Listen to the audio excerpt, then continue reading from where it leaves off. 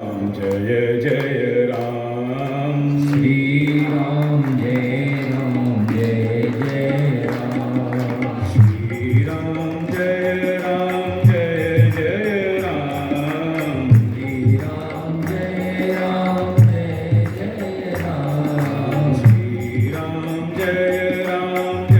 जय राम श्री राम जय जय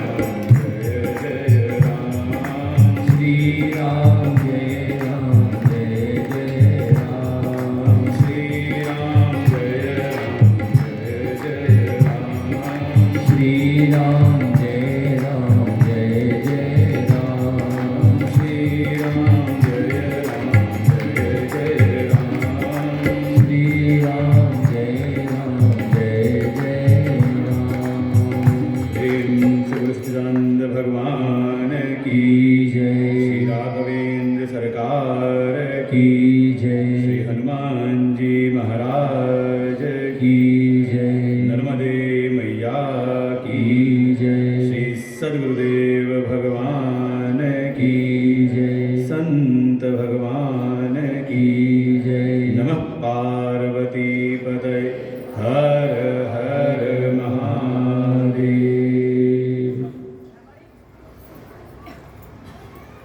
ॐ सहना भवतु सहनो भुनक्तु सह वीर्यं करवावहै तेजस्विनावधीतमस्तु मा विद्विषावहै। ॐ शान्तिः शान्तिः शान्तिः। अखण्डमण्डलाकारं व्याप्तं येन चराचरं तत्पदं दर्शितं येन तस्मै श्रीगुरवे नमः।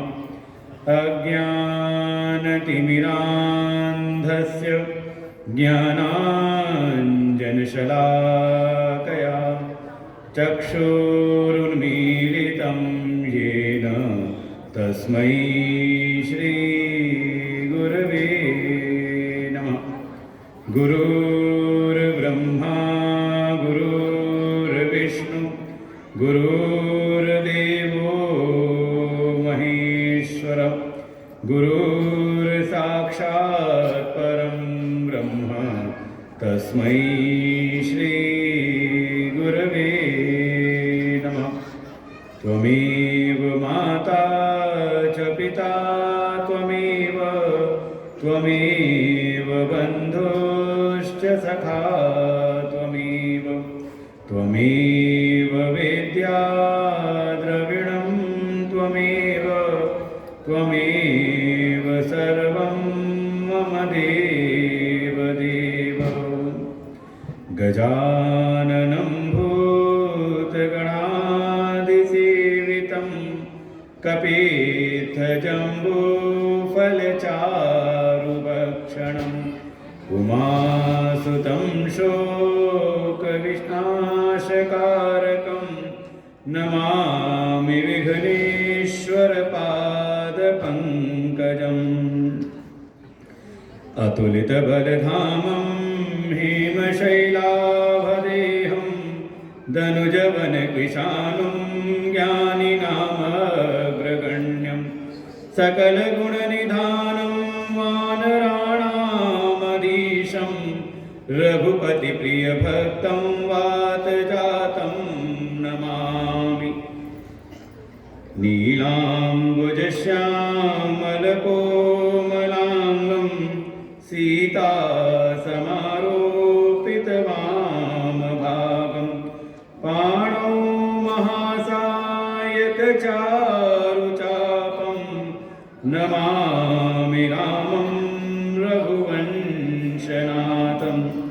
नमामि रामं रघुवंशनाथम्।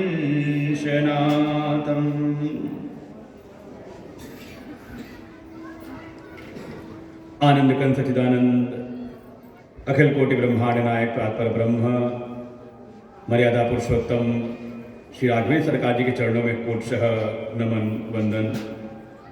श्री हनुमान जी महाराज जी के चरणों में कोटशः नमन वंदन।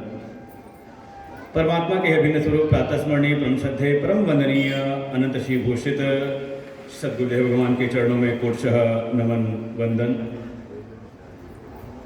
इस पावन कथा के विश्राम दिवस पर हम सबको अपने दर्शन, सेवा और अपने आशीर्वचनों से हम सब पर कृपा की वर्षा करने वाले परम श्रद्धेय परम आदरणीय परम वंदनीय प्रातस्मरणीय श्री नरसिंह पीठाधीश्वर पूज्य महाराज श्री जी का क्या कहा जाए, लगता है जैसे कथा का लाभ आज प्राप्त हो गया। जैसा कि वर्णन किया था कि जब भगवान शिव कथा सुनने गए तो अगस्त ऋषि से उन्होंने कथा सुनी और बदले में उनको भक्ति प्रदान हुई। कथा सुनाने का परिणाम अगस्त ऋषि को भक्ति प्राप्त हुई भगवान की। तो लगता है जैसे भगवान और माँ नर्मदा मैया ने ऐसी कृपा की कि पूज्य महाराज श्री के दर्शन और महाराज जी के दर्शन के पूर्व ही इस परंपरा के प्रभाव को मैंने गत 6 दिवसों में मैंने अनुभव किया कि जैसा कथा के प्रति प्रेम, अनुराग और सबसे बड़ी बात है अनुशासन। रोज शाम को जिन महापुरुषों का नाम आप ले रहे थे वो शाम को बैठक होती थी आधा घंटा। हमारे जो अध्यक्ष जी हैं ठाकुर सुभाष सिंह जी हैं, नृपति सिंह जी हैं, भार्गव जी हैं और इनके साथ में ही 4-6 भगत आते थे और जो चर्चा चलती थी तो किंचित संदेह नहीं, महाराज जी ने जो कहा है वो स्पष्ट ही कहा है।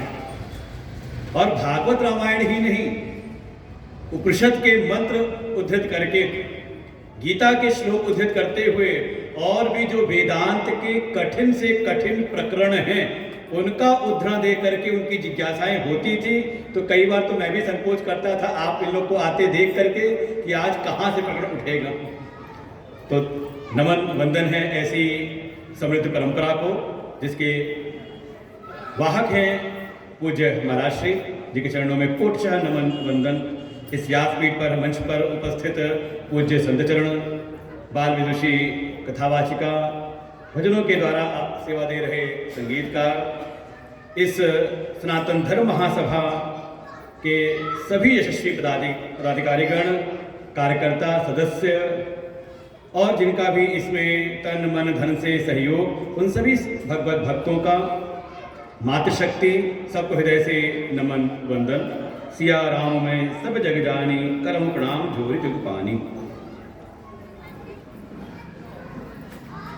श्री रामचरितमानस वर्णन ही किया हमारे तुलसी बाबा ने कि कथा का परम प्रयोजन है प्रभु श्री राम की प्राप्ति। और महाराज श्री अभी अपने आशीर्वचनों में स्पष्ट उन्होंने संकेत किया कि ये मनुष्य का जीवन प्राप्त हुआ है तो इसकी सार्थकता किसमें है। सार्थकता है राम की प्राप्ति, राम का अनुभव, उस परम आनंद का जिसके वो धाम है। जो आनंद सिंधु सुख राशि सी करते त्रैलोक सुपासी, उन राम की हम प्राप्ति करें। प्रारंभ करना पड़ता है अपने मन से, अपने मानस को सुधारना पड़ता है। और बहुत ही सुंदर हमें संकेत मिला संत श्रीमुख से कि देखो मन को सुधारने में आप बाहर के जो प्रायश्चित आप करते हो वो कई बार वो तात्कालिक ही बन करके रह जाते हैं। ये जीव अपने जो भी कर्म संस्कार हैं उनके परिणाम स्वरूप इस संसार के काम, क्रोध, लोभ इत्यादि विकारों में पड़ करके जाने अनजाने उससे पाप होते हैं। धन्य है हमारे तीर्थ, हमारी नर्मदा मैया, हमारी गंगा, जिनके दर्शन, जिनके अवगाहन से जीव को पापों से मुक्ति तो मिलती है। संतों के दर्शन मिल जाएं तो संत दरस जी पातक टरई, पाप कटते तो हैं लेकिन ये जो भीतर के जो संस्कार हैं, पूर्व के जो संस्कार बैठे पड़े हैं, ये बार बार हमें पाप कर्म में ही प्रवृत्त करते रहते हैं। राजा परीक्षित जी ने पूछ ही लिया, ये ऊपर का प्रायश्चित तो बिल्कुल वैसे ही जैसे कुंजर शौचवत, जैसे कोई गज हाथी गया स्नान करने सरोवर में, तो बढ़िया वहाँ के शीतल निर्मल जल से उसने स्नान किया, लेकिन बाहर आकर के पुनः वहाँ की धूल को अपने ऊपर ही उड़ेल लेता है। ऐसी कहीं गति हम सब की भी है। बार बार हम प्रायश्चित करते हैं, बार बार प्रण करते कि आज के बाद हम ऐसे किसी अधर्म के मार्ग का अनुसरण नहीं करेंगे, किसी दुस्संग में नहीं पड़ेंगे, लेकिन फिर भी हमारी प्रवृत्ति उसमें हो जाती है। इस दुस्संग में जो प्रवृत्ति है, इसकी पूर्णतः निवृत्ति कहीं है तो उसका साधन है सत्संग। ये भीतर की जो प्रवृत्ति हो रही है, भीतर के जो संस्कार हैं, जो हमें बार बार अधर्म के मार्ग पर पाप के कर्मों में लगाती है, ये सत्संग, ये कथा भीतर के ही उन सारे दुस्संस्कारों का नाश कर देती है। इसीलिए तुलसी बाबा ने नाम रखा है श्री रामचरितमानस। जीवन का उद्देश्य है श्री राम की प्राप्ति, लेकिन साधना प्रारंभ करनी है अपने मन से। निज मन मुकुर सुधारी, हम सत्संग में जाएं, साधु संतों की सेवा करते हुए, उनके आशीर्वचनों को प्राप्त करते हुए अपने मन को सुधारने का, अपने मन के जो विकार हैं उनसे बचने का उपाय जाने। और जैसे जैसे साधु संतों की, सद्गुरु की कृपा से सत्संग सुनते सुनते जैसे जैसे हमारा मन सुधरता है, धीरे धीरे हमारा चरित्र बदल जाता है। जैसे वर्णन किया कि कोई था मुनिद्रोही, जाता था मुनियों पर अत्याचार करने के लिए, भगवान की ऐसी कृपा हुई, उसका वध नहीं किया, बिन फर के बाण से जैसे प्रहार किया जा करके गिरता है, भयवशात ही राम का नाम लेते लेते जो मुनि द्रोही था जाकर के बन गया मुनि। ये समझ लो, कृपा साधु संतों की है, जिनकी शरण में आ जाए तो सत सुधरई सत्संगति पाई। धीरे धीरे हमारे भीतर के जो दोष हैं, विकार हैं, शुद्ध होते हैं, शांत होते हैं, तो हमारा चरित्र बदलता है, और जो सच्चरित्र है उसको ही प्रभु श्री राम की प्राप्ति होती है। अब कथा को देखें, वास्तव में करत चरित नर अनुहरत, वास्तव में भगवान के जो चरित्र हैं उसको जब ये नर मनुष्य सुन करके अपने जीवन में उसको जब धारण करता है, तब वास्तव में वो इस संसार से, इस भव सागर से मुक्ति का सेतु बन जाता है। तुलसी बाबा ने बढ़िया सुंदर एक व्यवस्था इस रामचरितमानस को एक मानस सरोवर का रूपक दिया, जिसमें 4 घाट हैं, 7 सोपान हैं, कि जीव जिसको भी अपना कल्याण करना है वो आए इस मानस सरोवर में अवगाहन करे। किसी भी घाट पर, चाहे कैलाश का घाट है जहाँ भगवान शिव कथा सुना रहे हैं, या जहाँ है हमारे कागभुसुंडी जी, वहाँ पहुँच जाए प्रयागराज जहाँ याज्ञवल्क्य मुनि कथा सुना रहे हैं।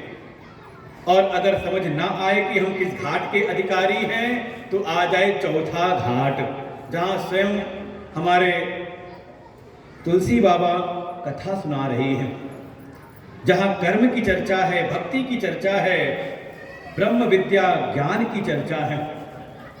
धीरे धीरे ये कथा सुनते सुनते और पूरे एक 7 सोपान, 7 सीढ़ियां दिखाई।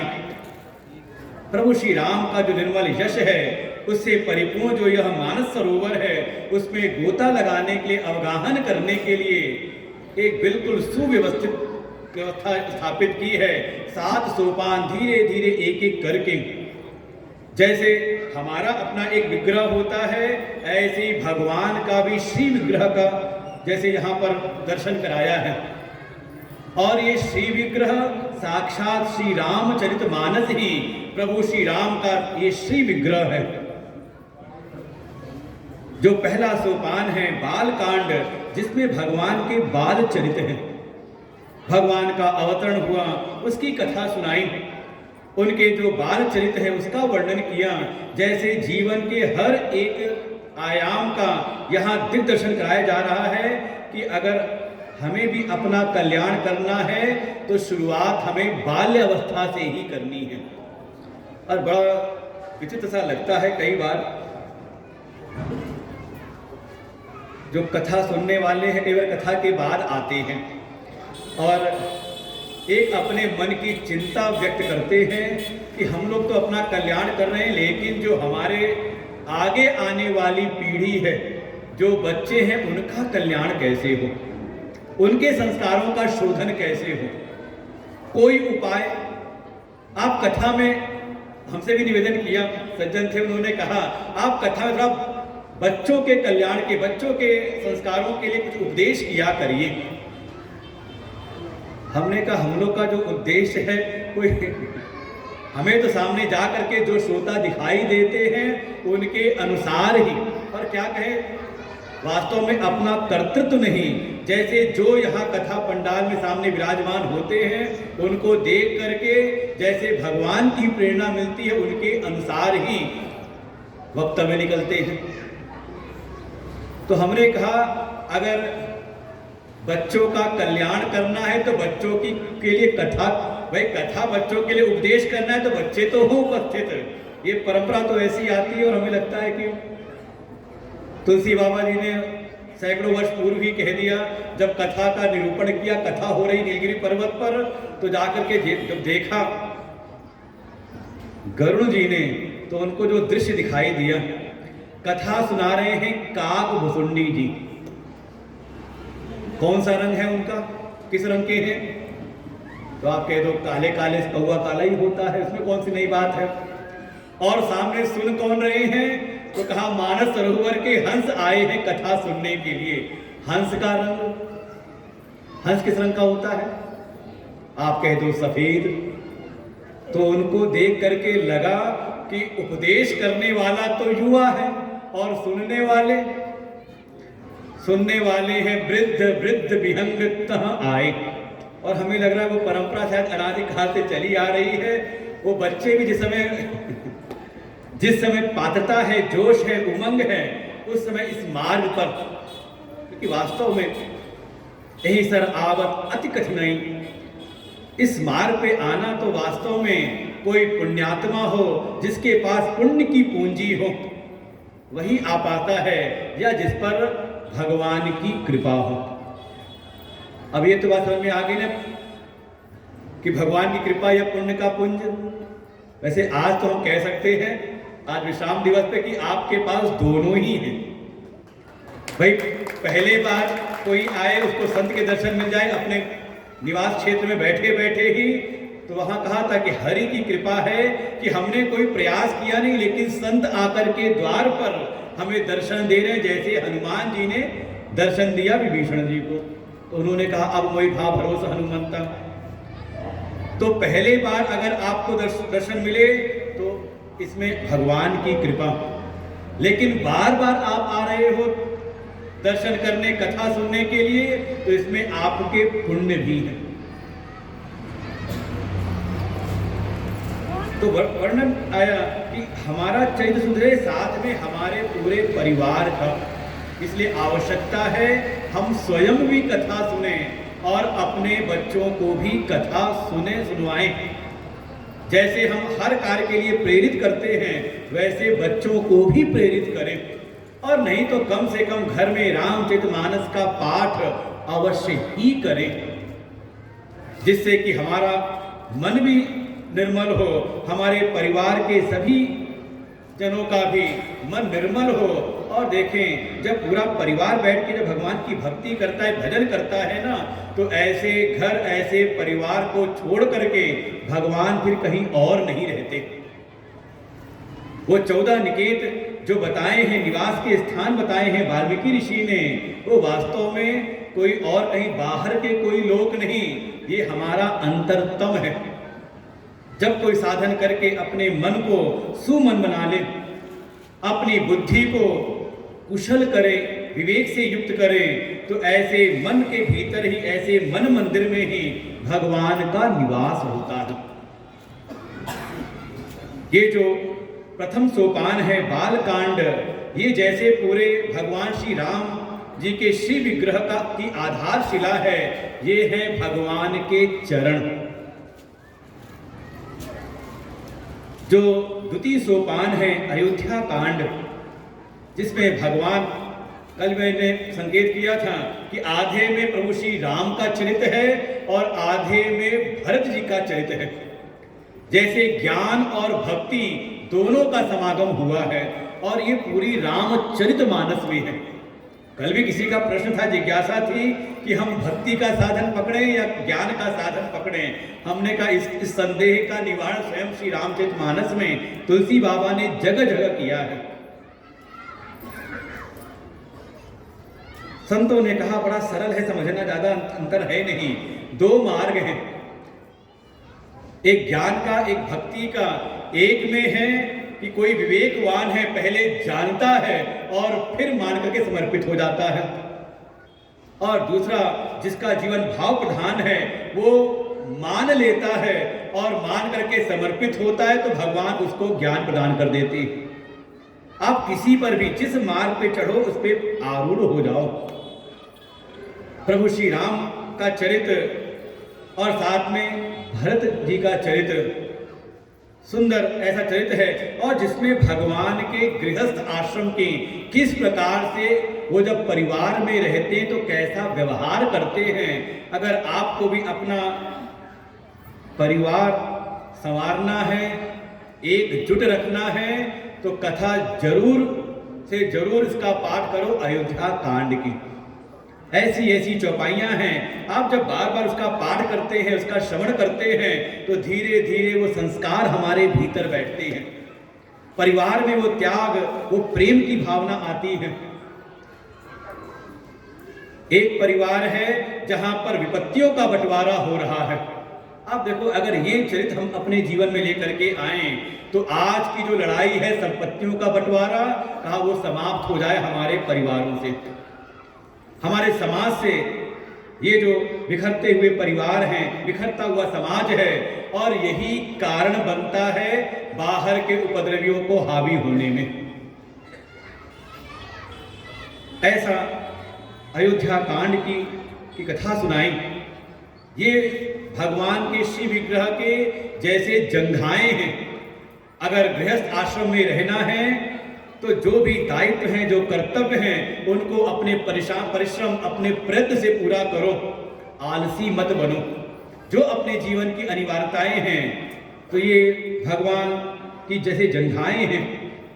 तृतीय सोपान में प्रवेश कराया, जहां हमने कल प्रवेश किया अरण्य कांड। यहाँ तो भगवान के वनवासी राम की लीलाएं हैं। भगवान यहाँ वनवासी हो करके प्रवेश लीलाएं करते हैं, और देखिए यहाँ माया है, ज्ञान है, भक्ति है, सबका यहाँ पर है। जहां कथा प्रारंभ होती है एक के मोह से, इंद्र का पुत्र है जयंत, उसको भगवान के स्वरूप के विषय में मोह हुआ, और कथा का विश्राम होता है।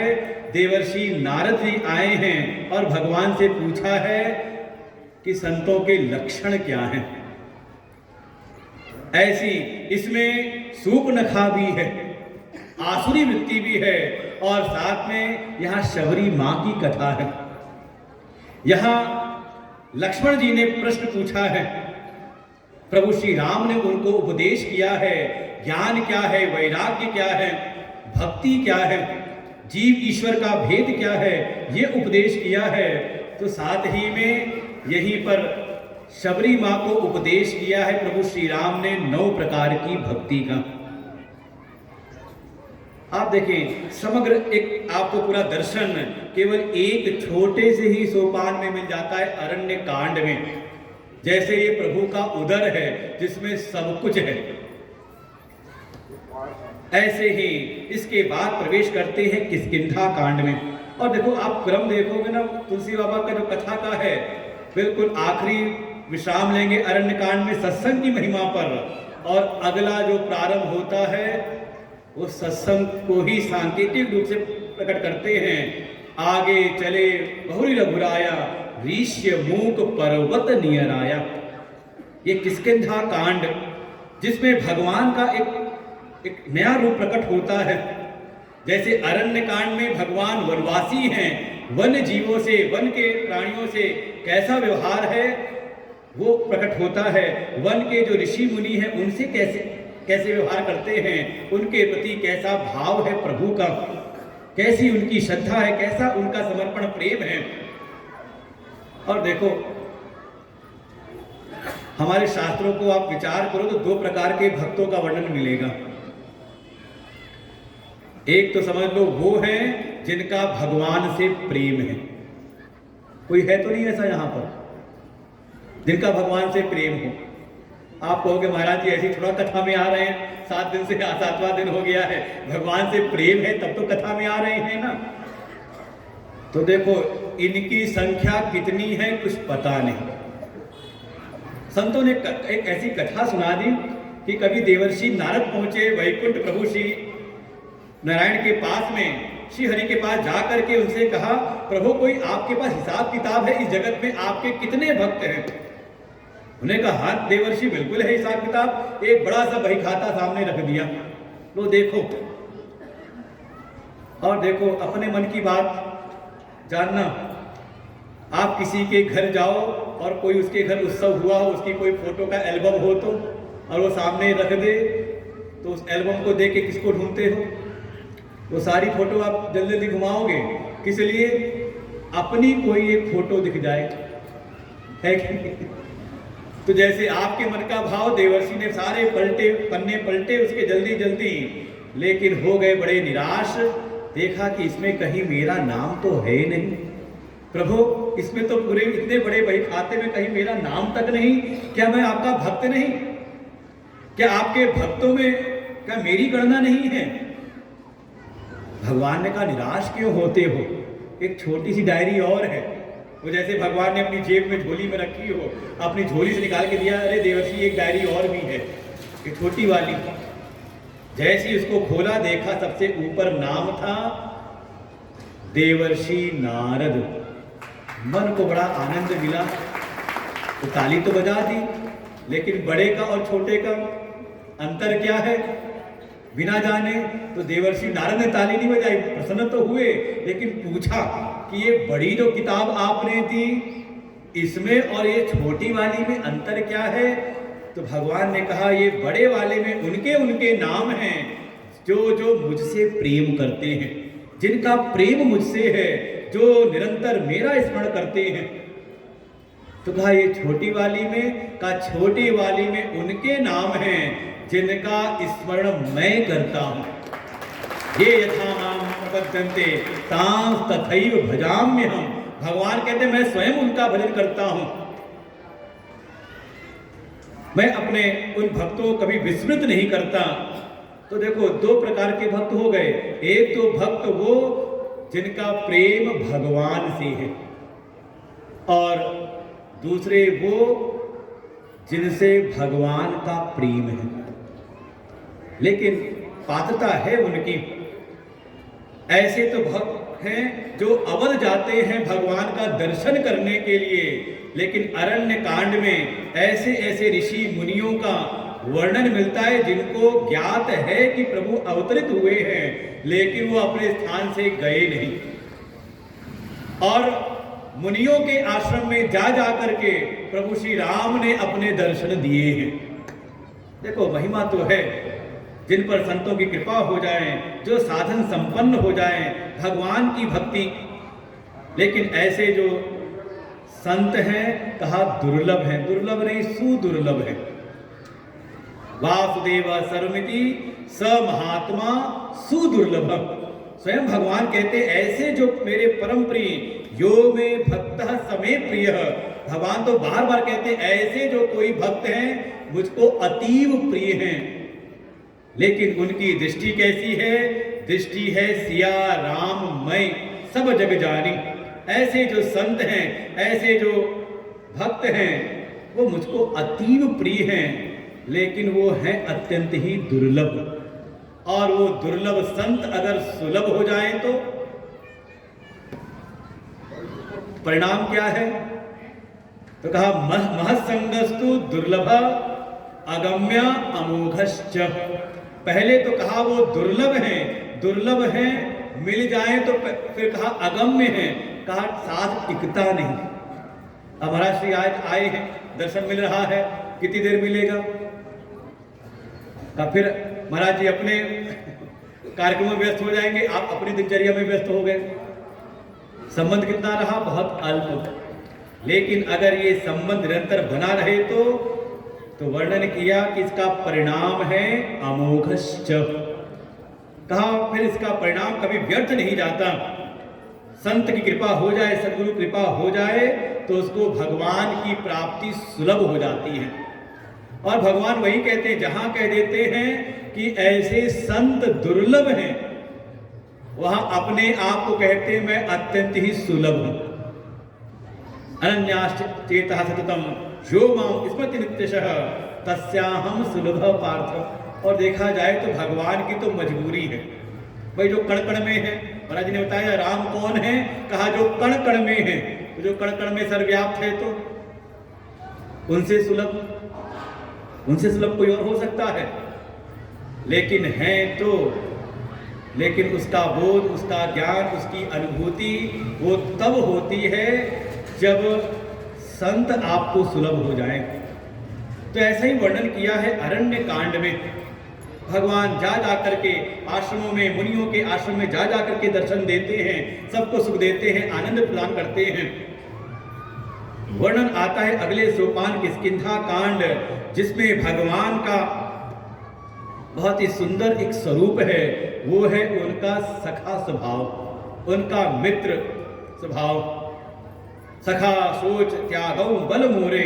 और भगवान वहां तो सुग्रीव, और बड़ा सुंदर है आध्यात्मिक पक्ष किष्किंधा कांड का। वैसे एक एक सोपान ऐसे हैं।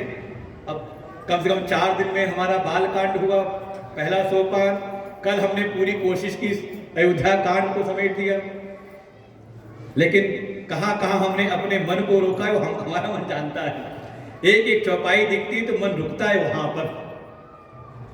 किष्किंधा कांड है छोटा सा, लेकिन समझें जैसे अपने शरीर के भीतर एक छोटा सा अंग है, कहते हैं कि मुट्ठी के बराबर होता है।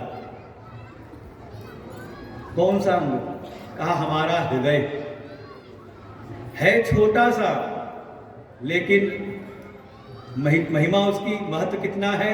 जरा सा धड़कना बंद हो जाए तो कहा फिर ले चलो फिर। ऐसा ही ये हृदय है भगवान के श्री विग्रह का। हृदय है किष्किंधा कांड, जिसमें भगवान का मित्र वाला स्वरूप प्रकट होता है।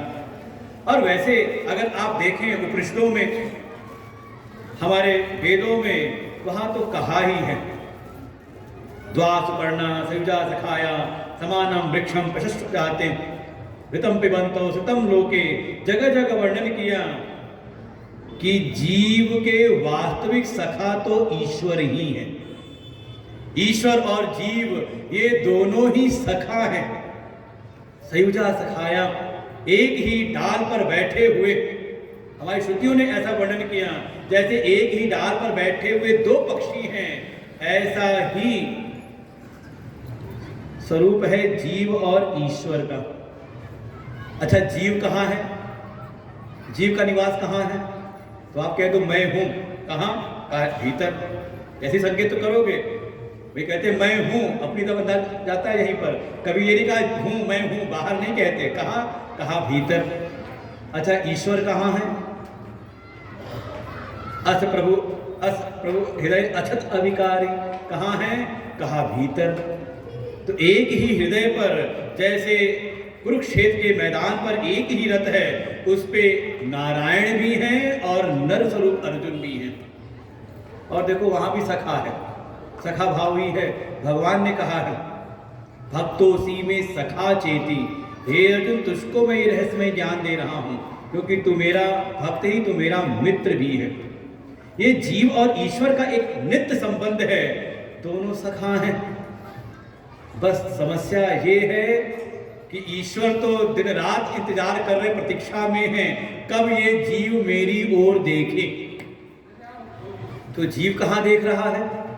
कहा जीव की नजर है वो जिस डाल पर बैठा है ना, उस डाल के ऊपर कुछ फल लगे हुए हैं, कुछ खट्टे मीठे कच्चे पक्के फल लगे हुए हैं। अर्थात ये संसार के जो विषय हैं, भाई कोई विषय कभी अच्छा लगता है अनुकूल और कभी प्रतिकूल, तो ये जो जीव है जब तक ये संसार के विषय भोगों में ही आसक्त रहता है तब तक इसकी दृष्टि भगवान की ओर नहीं होती। वो संसार के ही इन कच्चे पक्के फलों को, अनुकूल प्रतिकूल विषयों को भोगते हुए सुखी दुखी होता रहता है। इसके भीतर थोड़ा भगवान का बल आ जाए। वास्तव में देखो समस्या यही है, ये जीव आश्रय चाहता है। शास्त्रों का सार देखें, हम चाहते हैं हमें कोई आश्रय मिल जाए अपने जीवन को धारण करने के लिए, जीवन में सुख आनंद की प्राप्ति के लिए आश्रय मिले।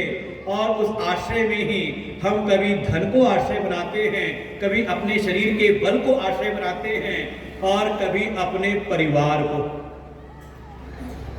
जीवन चर्या यही चल रही है। हमने कभी अपने शरीर के बल को, कभी धन को और कभी जन को, और इन्हीं को बनाए रखने में, संभालने में पूरा हमारा जीवन व्यतीत हो रहा था। आवश्यकता है किसी साधु, किसी संत की संगति मिल जाए। ये जो सुग्रीव है ये जीव का प्रतीक है। आप पूरी किष्किंधा कांड को समझने का प्रयास करें। इसलिए देखो डरा डरा रहता है हर समय। ये बाली के डर से इसने पूरा क्या कहते हैं, पूरा भूमंडल इसने खोज मारा है। उसको जगह मिली है अगर बचने की, छुपने की, तो मिली है किष्किंधा का पर्वत। और जिसका सुंदर निरूपण किया है हमारे तुलसी बाबा जी ने, ऋष्य मूक पर्वत नियराया। और देखो हमारे तुलसी बाबा कितने पढ़े लिखे थे, उनको बहुत सारी भाषाएं आती थी। इस मानस में कुछ अरबी के शब्द भी हैं, हिंदी तो है ही, अवध की भाषा तो है ही, संस्कृत तो है ही, जगह जगह पर अंग्रेजी का प्रयोग भी किया है। बहुरी चले आगे चले बहुरी रघुराया, ऋष्य मूक पर्वत नियर, क्या मतलब हुआ? हाँ, नियर आया मतलब नजदीक आ गया। अंग्रेजी भी उनकी बड़ी अच्छी थी, अंग्रेज तो बाद में आए हैं। ऋष्य मूक, ऐसा पर्वत जहां पर ऋषि हैं लेकिन अमूक है, मूक नहीं है। संत हो, संत का दर्शन परिणाम है, हमारे जन्म मात्र के पाप कट जाते हैं। भवतो दर्शनम, बिल्कुल दर्शन मात्र का फल है। उनकी सेवा मिले संतों की तो पुण्यों का अर्जन होता है। लेकिन महिमा तो तब है जब ऐसे पूज्य संतों के श्रीमुख से हमें कोई आशीर्वचन प्राप्त हो जाए, कुछ ज्ञान की बात मिले, कुछ भक्ति का उपदेश प्राप्त हो जाए, तो हमारे जीवन का परम कल्याण कर देता है। वास्तव में वो हमारे भीतर के सबसे बड़े प्रतिबंध, अभिमान अहंकार का नाश कर देता है। देखो सत्संग में अभिमान का प्रवेश नहीं है। अब इतना ही समझ लो कि जैसे ही सत्संग में आए तो आकर के आप नीचे बैठ जाते हो। अच्छा, यहीं पर स्टेज पर कोई और आयोजन हो रहा हो, फिर आप बैठो नीचे ऐसे, तो आपको भी अकड़ आएगी। कोई जगह देखो, कोई ठीक ठाक ऊपर कुर्सी मिले तो हम बैठे। लेकिन सत्संग में है तो शरीर अगर साथ देता है तो आराम से आके नीचे बैठ जाते हैं। कई बार तुमने देखा है ऐसे साधकों को, भक्तों को, श्रोताओं को कि शायद आके बैठ तो जाते हैं कुर्सी पर, लेकिन गुरुजी आ जाए, कोई और संत तो कुर्सी बैठ जाते हैं, लेकिन गुरुजी आ जाए तो आके फिर अपने आप नीचे बैठ जाते हैं। हम लोग की स्थिति ऐसी होती है। जो सत्संग है उसमें अभिमान का प्रवेश नहीं है, और ये जो बाली है ये अभिमान का प्रतीक है। ये सुग्रीव जहां गया बाली वहां जाके पीछा करता है, लेकिन जब आ गया ऋषिमुख पर्वत पर, जहां सत्संग है, जहां हनुमान जी जैसे संत हैं, जामवंत जी जैसे ज्ञानी हैं, वहां बाली का प्रवेश नहीं होता। यहां रहता है सुग्रीव, और वास्तव में देखो, आप अपने मन को देखें तो आपकी स्थिति भी यही है। आप दुनिया में कहीं जाओ तो आपका जो भय जो है ना, ये पीछा छोड़ता नहीं है और हमेशा ये लगता है। और क्या बात करें, हम लोग को कई बार अनुभव होता है, अगर सत्संग सुनाना हो ऐसे तो कुछ भी अपना घंटों घंटों सुना दें, लेकिन गुरुजी बगल में बैठे हो, गुरुतुल्य कोई बड़े संत बैठे हो, तो एक बार तो मन में होता है कि कोई त्रुटि ना हो जाए, आज कोई गलती ना हो जाए। क्या है, लगता है जैसे ये संसार जो है ये ऐसी बड़ी एक विकट स्थिति के प्रकट कर देता है, जहां योग्य होते हुए भी लगता है जैसे हमारा आधा बल खत्म हो गया है कि नहीं। थोड़ा हतोत्साहित होते कि नहीं होते, चाहे कितनी भी तैयारी कर रखी हो, कितनी भी अच्छी आपके अंदर योग्यता हो, लेकिन कभी समाज की, संसार की ऐसी कोई परिस्थिति आई कि आपको देख करके ही लगता है कि अरे जैसे अपना बल खत्म हो रहा है। कई बार तो हमने देखा है माइक पर बोलने वालों का हाथ कांप रहा होता है, पैर में कहीं ना कहीं कंपन हो रही होती है, तो संभालना पड़ता है कि हाँ भाई चिंता ना करो। वास्तव में जीव को अगर बल प्राप्त करना है तो बल है भगवान का। सखा सोच त्यागों बल मोरे, भगवान ने कहा हे मित्र अब चिंता क्यों करो, मेरा बल। लेकिन ये देखो, जीव को जल्दी भरोसा होता नहीं। अच्छा, जीव को भगवान से मिलाते कौन है? मिलाने वाले हनुमान जी हैं। इसीलिए किष्किंधा कांड इस रामचरितमानस में भगवान के शिव विग्रह का हृदय माना गया है, क्योंकि यहाँ पर सबसे पहला आगमन होता है। बोले भगवान सत्य भगवान की जय। श्री राम जय जय राम। श्री राम जय जय राम।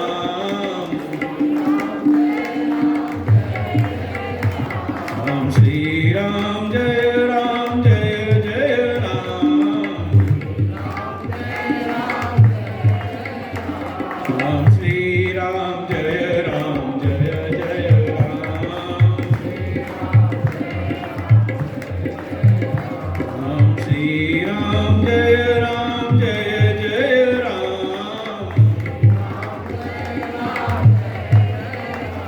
राम श्री राम जय जय राम। राम श्री राम जय जय राम।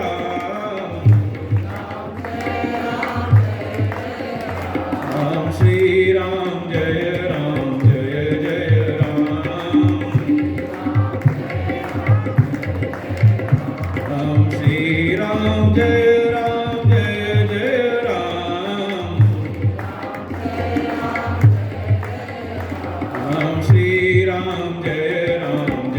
जय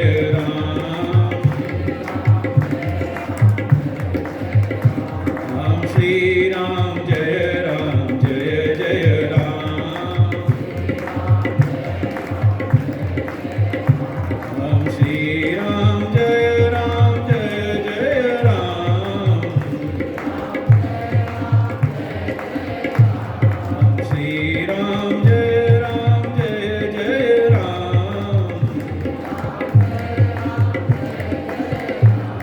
राम श्री राम जय जय राम। प्रेम से बोले रामचंद्र भगवान की, हनुमान जी महाराज की, सद्गुरुदेव भगवान की। देखो, संतों का आशीर्वाद तो मिलता ही मिलता है। जैसे हमारा भी अभ्यास नहीं था, ये आज शुरू कर दिया इन्होंने। ये तो आपने देखा होगा, पहले दिन आते ही हमने कहा कि भैया आप लोग शांत हो जाओ। अभ्यास नहीं संगीत के साथ में, हमें लगता है ऐसे ही भगवान का नाम लिया जाए। लेकिन आज पूज्य महाराज श्री जी आए और आज हम भी गाते रहे, वो चलता रहा, तो आज हमारी तालमेल बन गई। हुआ क्या, हमारा तालमेल नहीं बनता है ना, सुर वो दो है ना, सुर असुर। तो सुर मतलब जिसका सुर सबसे मिल जाए, देवता। और कुछ ऐसे होते जिसका सुर किसी से ना मिले, किसी की ताल किसी से ना मिले। कौन है वो? ये समझ लो अपने जीवन को। दोनों प्रकार की संपत्तियां हैं, एक दैवी संपत्ति, एक आसुरी संपत्ति।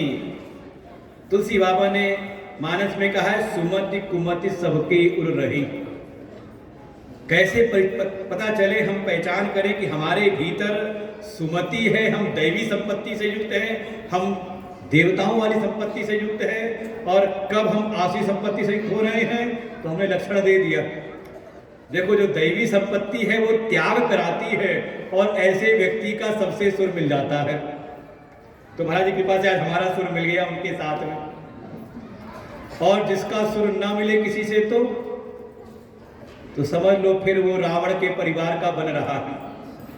कहीं ना कहीं स्वार्थ की भावना प्रधान हुई, त्याग की कमी आई, तो ऐसे का न परिवार में न समाज में किसी से सुर नहीं। बात थी किष्किंधा कांड की, जिसको भगवान का हृदय माना, कारण एक ही है, इसमें हमारे हनुमान जी का पदार्पण होता है। इसके पहले हनुमान जी की चर्चा नहीं आती। यही जब प्रवेश किया किष्किंधा कांड में, वो जो डरा हुआ जीव का प्रतिनिधि है सुग्रीव, उसने देखा, हनुमान जी से कहा, अरे ये दो शूरवीर आते दिखाई दे रहे हैं राजकुमार, अरे जाके पता करो ये कौन है, कहीं बाली के भेजे हुए तो नहीं हैं। और फिर हनुमान जी जाते हैं एक ब्राह्मण का रूप बना करके, और उनसे परिचय लिया है, परिचय प्राप्त किया है। जैसे हनुमान जी ने पूछा, राम जी ने इशारा किया लखनलाल जी से, अरे इनसे ही पूछो, इनकी वाणी बड़ी सुसंस्कृत है, ये कोई साधारण नहीं, कोई बड़े विद्वान लगते हैं, तुम भी पूछो कौन है ये। और जैसे ही हनुमान जी से पूछा तो हनुमान जी तो नतमस्तक हो जाते हैं, प्रभु मैंने पूछा तो समझ में आता है, मैं अज्ञान में हूँ, अभागा हूँ, मैं आपको पहचान नहीं पाया, लेकिन प्रभु आप पूछ रहे हो। लेकिन परिचय दिया है, और जब चलने को हुए तो जब कहा कि चलिए मैं आपकी मित्रता कराता हूँ सुग्रीव से, तो ऐसे लेकर के नहीं गए, वो समझ गए कहीं ऐसा ना हो, कहीं फिल्मों में देखा हो। तो कई बार क्या है कि किसी को लाया जाता है तो वो अपने मन से नहीं बोल रहा होता है, उसके मन से बोल रहा होता है, जिसकी पीछे नली लगी होती है, बुला के लाते हैं, वो पिछले ने जो कहा होता है वो बोलता है। तो हनुमान जी को लगा अगर कहीं साथ ऐसे लेके गया मैं, तो सुग्रीव को ये भय न लग जाए कि लगता है इन्होंने इनको भी कब्जे में कर लिया है, और कहीं डर गया तो ये भी पर्वत छोड़ के भाग खड़ा होगा। हनुमान जी ने विनय किया, अनुनय विनय किया भगवान से, हे प्रभु आप मेरे कंधे पर बैठ जाइए। एक तरफ प्रभु श्री राम, एक तरफ लक्ष्मण जी को जब लेकर के गए हैं तो सुग्रीव को विश्वास रहा है। वास्तव में ये हनुमान जी हैं जो ज्ञान और वैराग्य दोनों को धारण करके चलते हैं।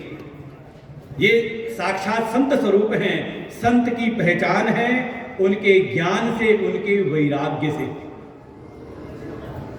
और ये दोनों ही उत्पन्न होते हैं भक्ति के बल से, दोनों भक्ति के ही संतान हैं। हनुमान जी ले जाकर के मिलाते, मित्रता कराते हैं। ये जो जीव ईश्वर का सखा है, मित्र है, ये वास्तव में संसार के विषयों में भूला हुआ सा, संसार की पत्तियों से भयभीत भूला हुआ है, उसको भगवान का बल पर विश्वास नहीं होता। कोई संत हैं जो ले जाकर के जीव को मिलाते हैं भगवान से, भगवान को मिला देते हैं जीव से, और फिर ईश्वर का आश्रय प्राप्त करके ये जीव भी सबल हो जाता है। लेकिन बिना संत की कृपा, बिना सत्संग के संभव है नहीं। और तो और ये सुग्रीव भी जल्दी विश्वास नहीं करता, लेके गया, उनको दिखाया एक दैत्य की बड़े से हड्डियों कंकाल, वो 7 ताड़ के वृक्ष दिखाए और बाली के बल के बारे में बताया। भगवान कह रहे सखा सोच त्यागो बल मोरे, लेकिन मान तो लिया, लेकिन पक्का भीतर हुआ नहीं। जब भगवान ने अपना बल पौरुष दिखाया देख करके, तब उसके भीतर परिवर्तन आता है। भगवान को लाकर के मिला देते हैं, सुग्रीव से मित्रता हुई, और यहाँ भगवान का मित्र स्वरूप प्रकट होता है। आप समझो किष्किंधा कांड, ऐसी ऐसी घटनाएं हैं। ये देखो भगवान की कृपा से उसको राज्य मिल गया, बाली का वध कराया, राज्य मिल गया, आ गया चौमास। भगवान को संकेत किया आप प्रवचन पर्वत रहिए, अभी चौमास है, अभी कहीं यात्रा की नहीं जा सकती। चौमास तो बीता, लेकिन भगवान बैठे हैं और सुग्रीव अपने भोग विलास में। बस यही जीव की समस्या है। जैसे ही कोई संकट आए तो भगवान को पुकारता है, भगवान का आश्रय लेता है, और जैसे ही संकट टल जाए तो जीव पुनः फिर जाता है भूल। भगवान अब कब भूलता है तो भगवान ने कहा लक्ष्मण से, हे लक्ष्मण जाओ, लगता है सुग्रीव ने मुझको भुला दिया है। सुग्रीव ही सुधि मोरी विसारी, पावा राज कोश पुर नारी। और फिर जा करके लक्ष्मण जी ने जब हिलाया, लेकिन लक्ष्मण जी के आने के पहले ही जो संत स्वरूप हैं हनुमान जी, वो जाके समझाते हैं। उसके बाद यात्रा होती है जानकी जी की खोज की। यहीं से जो क्रम चलता है, आप समझो कौन ला सकता है, तो पात्र है हनुमान जी। हनुमान जी जैसा समर्पण है, जैसी उनकी जो शरणागति है, कभी कुछ चाहा नहीं, निष्काम है। और देखो ये जो खोज है माँ जानकी की, थोड़ा सुंदर एक आध्यात्मिक पक्ष है। ये जो जानकी है ये वास्तव में आध्यात्मिक शांति भक्ति की स्वरूपिणी है। वो कहा था जो चारों फल हैं उनकी ये क्रियाएं हैं। तो जो मोक्ष है प्रभु श्री राम, उनकी क्रिया है भक्ति। भक्ति के द्वारा ही भगवान की प्राप्ति, जो शाश्वत शांत स्वरूप हैं और शांति रूपी निर्वाण मुक्ति दे सकते हैं, उनकी प्राप्ति करनी है तो आवश्यकता है भक्ति की। हनुमान जी चलते हैं और बहुत कई सारा अच्छा क्रम वहां पे दिखाया है। क्यों इसको हृदय कहा है? जब निकलते हैं ये वानरों की सेना देखो चारों दिशाओं में गई है, सेनाएं गई हैं, लेकिन भगवान मुद्रिका देते किसको? हनुमान जी को। जैसे भगवान भी जानते हैं कि कौन इस कार्य को साध सकता है।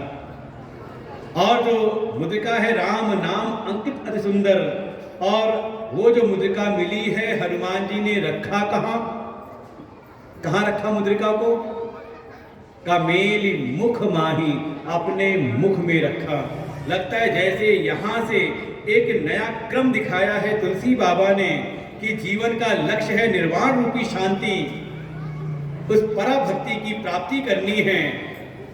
शुरुआत कहाँ से होगी? शुरुआत होती है नाम जप की साधना से। जिसको भगवान के नाम की प्राप्ति हो जाए, नाम का जो जप नाम प्राप्त करे और नाम को रखे अपने जीवा पे।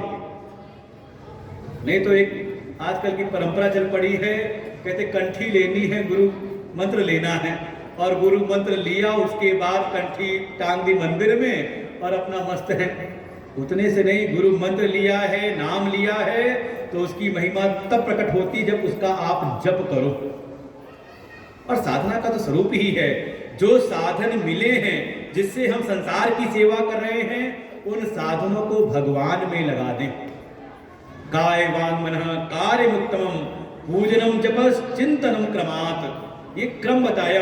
और बार बार तुलसी बाबा इस बात को संकेत करते हैं, मन क्रम वचन छाड़ चतुराई। ये तीन ही साधन की बात बार बार होगी कि इसकी जो चतुरता है इसको छोड़ करके इन तीनों साधनों को ही भगवान में लगाओ। मन, कर्म और वचन। कर्म हम समर्पित करें भगवान को।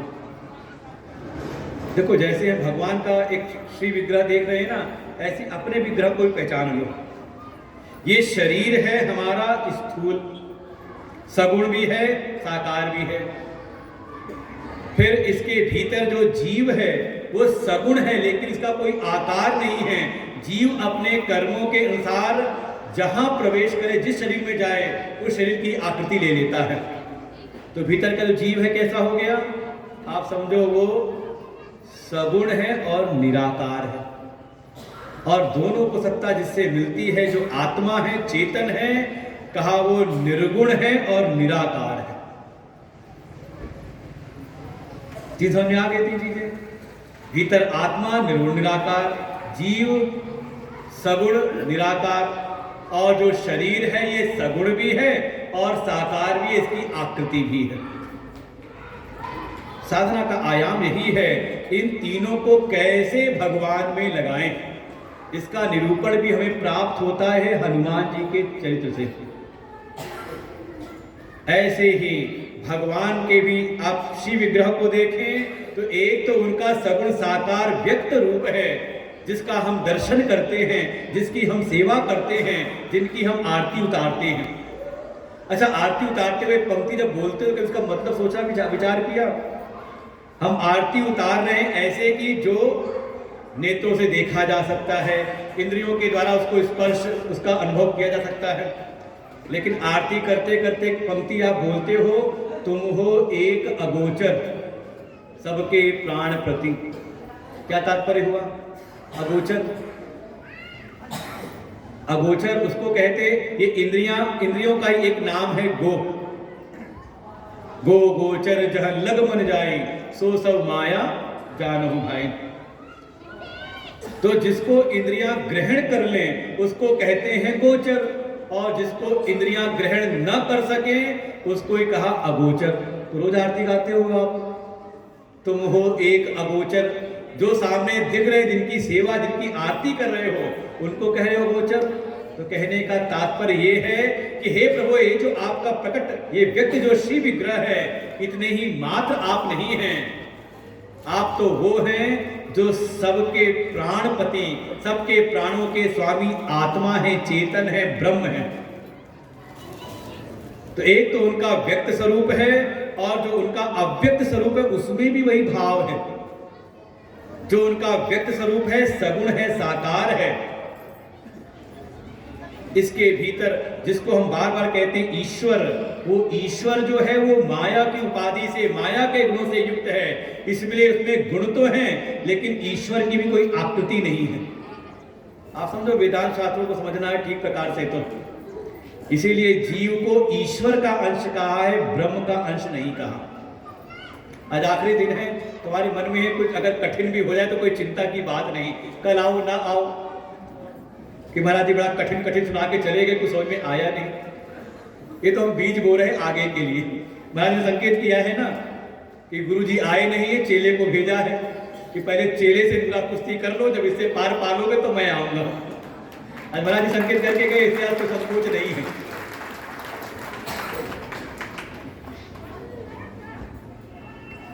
भगवान का एक सगुण साकार रूप है, जिसको कहते हैं भगवान, जो षट ऐश्वर्य संपन्न है, जिसके लिए वाल्मीकि जी ने कहा चिदानंदमय देह तुम्हारी। सच्चिदानंद नहीं कहा। आप समझो संकेत को, जो कल हमने चर्चा की थी, एक शब्द कम कर दिया। जब भगवान शिव ने दर्शन किया है तो उन्होंने स्वरूप का दर्शन किया है, उस विकारी रूप को पर ध्यान नहीं किया उनका। उन्होंने स्वरूप को कहा तो कहा सच्चिदानंद, जय सच्चिदानंद जग पावन। लेकिन जब देह की स्तुति कर रहे हैं वाल्मीकि जी, वो स्तुति कर रहे हैं जो व्यक्त रूप सामने आए हैं, जो दर्शन दे रहे हैं, तो उनको कहा है चिदानंदमय देह तुम्हारी। जीव की भी देह है, लेकिन जीव को, हमको जो देह मिलती है ये जड़ है, जड़ प्रकृति से निर्मित है। पंच महाभूतों से, छिद जल पाव गगन समीरा, पंच रतिया अधम शरीर, ये जड़ पंच तत्वों से बना है। तो देह, जीव की देह जड़ है, लेकिन जब व्यक्त रूप में आते हैं भगवान तो उनकी देह प्राकृतिक नहीं होती, बल्कि वो भी चिन्मय है। चिन्मय है, आनंद रूप है, जिसको भी दर्शन होते हैं तो उसको आनंद मिलता है, लेकिन सत नहीं है, क्योंकि देह आज है कल नहीं है। समझो, एक एक संकेत दिया है। तो एक भगवान का भी सगुण साकार रूप है, जिसको हमने कहा षड ऐश्वर्य से संपन्न है, चिन्मय है, आनंदमय है, वो उनका व्यक्त रूप है। इसके भीतर जो ईश्वर है, जिसका अंश जीव है, वो मायोपाधिक है, माया के गुणों की उपाधि तो है, लेकिन कोई आकृति नहीं है, उसको कहा ईश्वर। आप समझो, सबसे ज्यादा जगत में इन्हीं को माना जाता है। सगुण साकार को मानने वाले हमारे सनातनियों में भी कुछ हैं। सनातनियों में भी बहुत से ऐसे हैं जो भगवान के सगुण साकार को नहीं मानते, लेकिन सगुण निराकार कि हाँ भगवान दयालु हैं, कृपालु हैं, प्रेम करने वाले हैं, कृपा करने वाले हैं, गुण से युक्त तो हैं, लेकिन उनकी कोई आकृति नहीं है। और समझो, हम तो मानते हैं, वो भी मानते हैं, जिन्होंने हमारे मंदिरों को तोड़ा और ये कहते थे कि ये बुद्ध की पूजा करते, बुद्ध परस्त हैं, तो वो भी किसको मान रहे हैं? तो देखें, इसी को मानते हैं वो। किसको? का ये बीच, ये जो है बीच वाले ईश्वर को।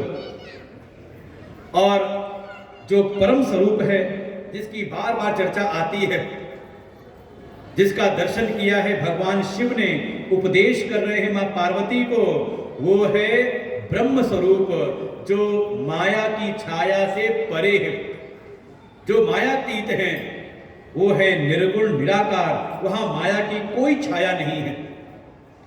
तो एक तो भगवान का ब्रह्म स्वरूप निर्गुण निराकार, वही जब माया को धारण करते हैं, जिनके मन में सृष्टि का संकल्प आता है, तो सृष्टि संकल्प के लिए माया को धारण करते हैं, जो माया त्रिगुणमयी है, तो भगवान हो जाते हैं सगुण निराकार।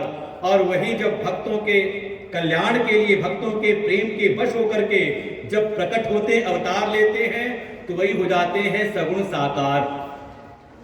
कैसे? का जैसे जल के ही 3 रूप होते हैं तापमान की उपाधि से, ये हमने एक दिन सुन चुके हैं शिव गीता के अंतर्गत। वही जल जब तापमान अधिक हो जाए तो उबल करके भाप रूप में हो जाता है, तब दिखता भी नहीं। वही तापमान कम हुआ तो तरल हो गया जल के रूप में, जो उसका एक स्वाभाविक रूप है, और उसी को तापमान की उपाधि दी, कम कर दिया तापमान, तो वही एक ठोस आकृति में हो जाता है। तीनों अवस्थाओं में वो है जल ही।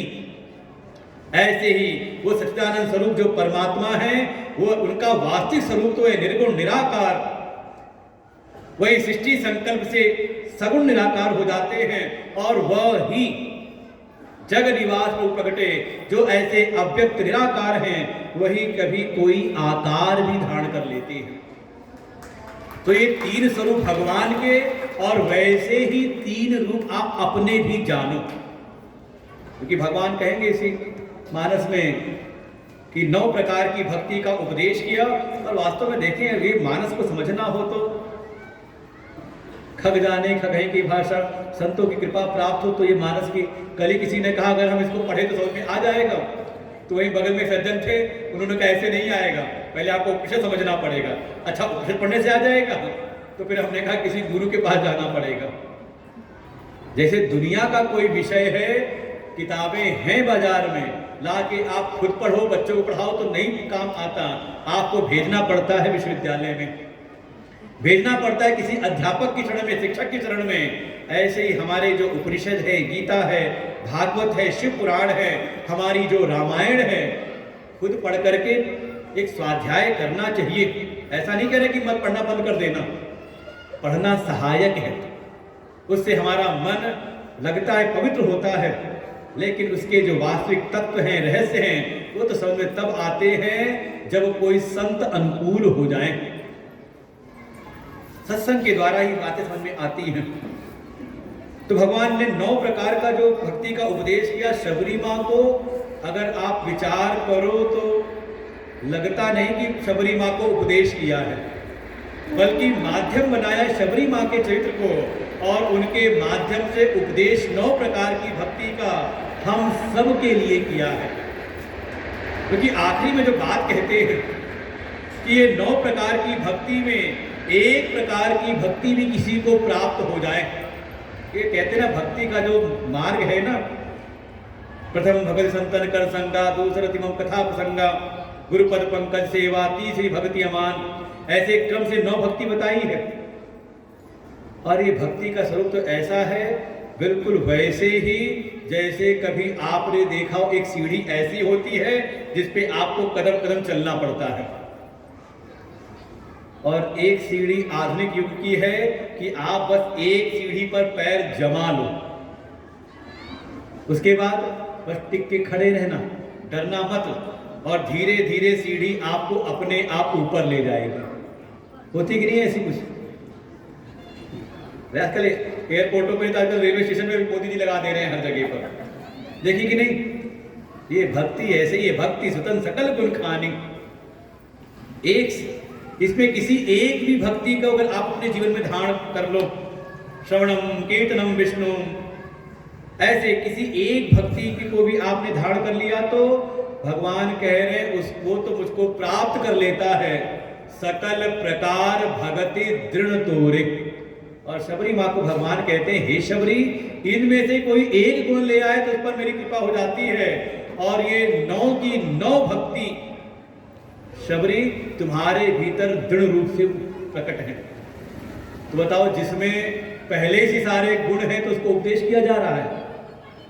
इसे तो कहते हैं कि जैसे कोई भक्त भगवान की स्तुति करता है, स्तुति नाम गुण कथनम, भगवान के गुणों का कथन करता है, भगवान प्रसन्न हो जाए किसी भक्त से तो स्वयं भगवान अपने भक्त की स्तुति करते हैं।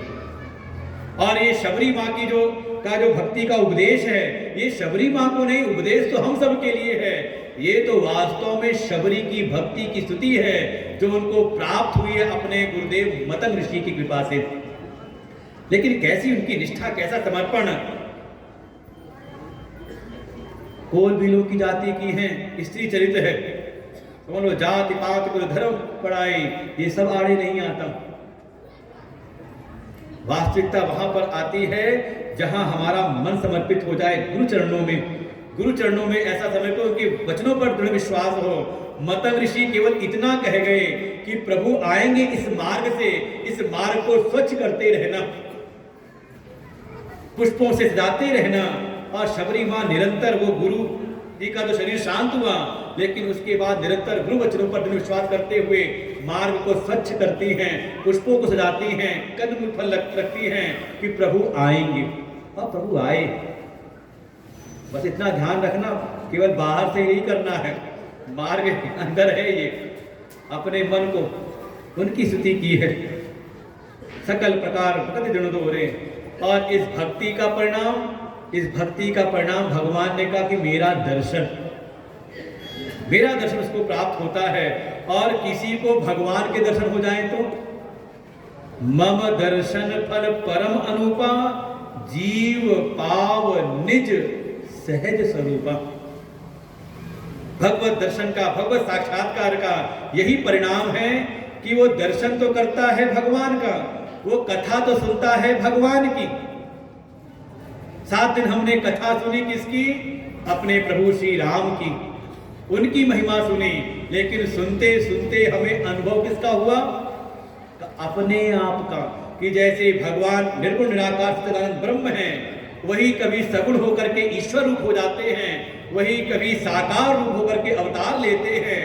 ऐसे ही हमारा भी ये स्वरूप है।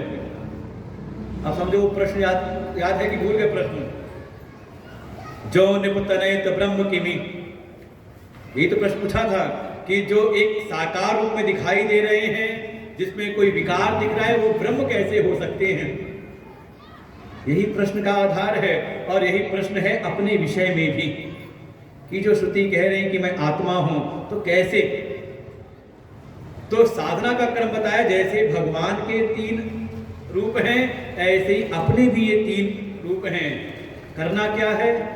कहा ये जो अपना सगुण साकार है शरीर, इसको लगाओ भगवान के सगुण साकार की सेवा में। देखो, शरीर बिना कुछ किए रह नहीं सकता। अरे कुछ नहीं तो आराम ही करता है, कह रहे सो रहे हैं, मतलब वो भी कोई एक क्रिया के रूप में ही है, और बहुत देर तक सो भी नहीं सकता। कोई है कुंभकर्ण 6 महीने सोने वाला, आप करवट बदलते रहोगे, एक समय ये होगा कि उठ के खड़े ही हो जाओगे।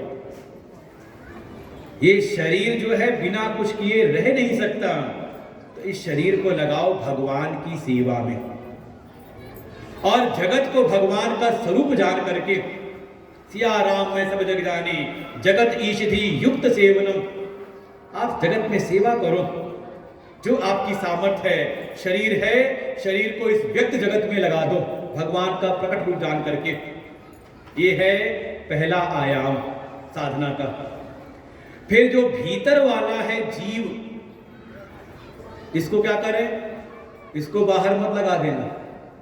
ये जो जीव है, जिसके घटक है, मन बुद्धि चित्त, इसको संसार में नहीं, ये भीतर वाले को भीतर वाले से वो जो ईश्वर है, कहा ना कि ईश्वर भी जीव भी दोनों भीतर विराजमान है। अस प्रभु हृदय अछत अविकारी हृदय से अरविंद तिष्ठति, जो भीतर वाला है उसको भीतर वाले से एक करके रखो, उसका जप करो, उसका सुमिरन करो। शरीर से भगवान की सेवा, ये जो हमारी वाणी है, इससे भगवान के नाम का सुमिरन, साधना तब शुरू होती है। इसीलिए कहा गया संत की शरण में जाओ, गुरु से दीक्षा ले लो। गुरु ने मंत्र दिया, नाम दिया, तो वहां से हमारी साधना की शुरुआत होती है, लेकिन वो करना पड़ता है। गुरु जी की कृपा है कि उन्होंने अपने तपह बल से हमें दिव्य मंत्र दिया है। तो आप कह दो मंत्र तो हमें कैलेंडर से मिल जाता है, कह सकते हो आप, तो गुरु से क्यों लेना है? तो हमने अपने गुरुदेव से सुना, वो बात ऐसी जच गई हृदय के भीतर, भूलती नहीं है। कहा देखो गुरु मंत्र, जो गुरु से मंत्र लेता है, किसी तपस्वी गुरु के द्वारा मंत्र प्राप्त करता है, उसकी शक्ति, और सामान्य रूप से कहीं कैलेंडर से मंत्र ले लिया, तो पुस्तक से ग्रंथ से मंत्र ले लिया, तो क्या अंतर है? तो कहा बिल्कुल वैसे ही अंतर है जैसे बंदूक की गोली। कितनी सामर्थ्य है बंदूक की गोली में, कारतूस में? अरे किसी को मार दे तो उसके प्राण को हरण कर सकता है, बड़े से हाथी को ढेर कर सकता है, लेकिन वही बंदूक की गोली उठा के मैं हाथ से फेंक के मारूं तो हाथी क्या, चूहा भी ना मरे उससे। लेकिन वही बंदूक की गोली, वही कारतूस, जब बंदूक की नली से निशाना आके मारा जाता है तो बड़े से बड़े को भी धराशायी कर सकता है। ऐसे ही महिमा है नाम की, गुरु मंत्र की।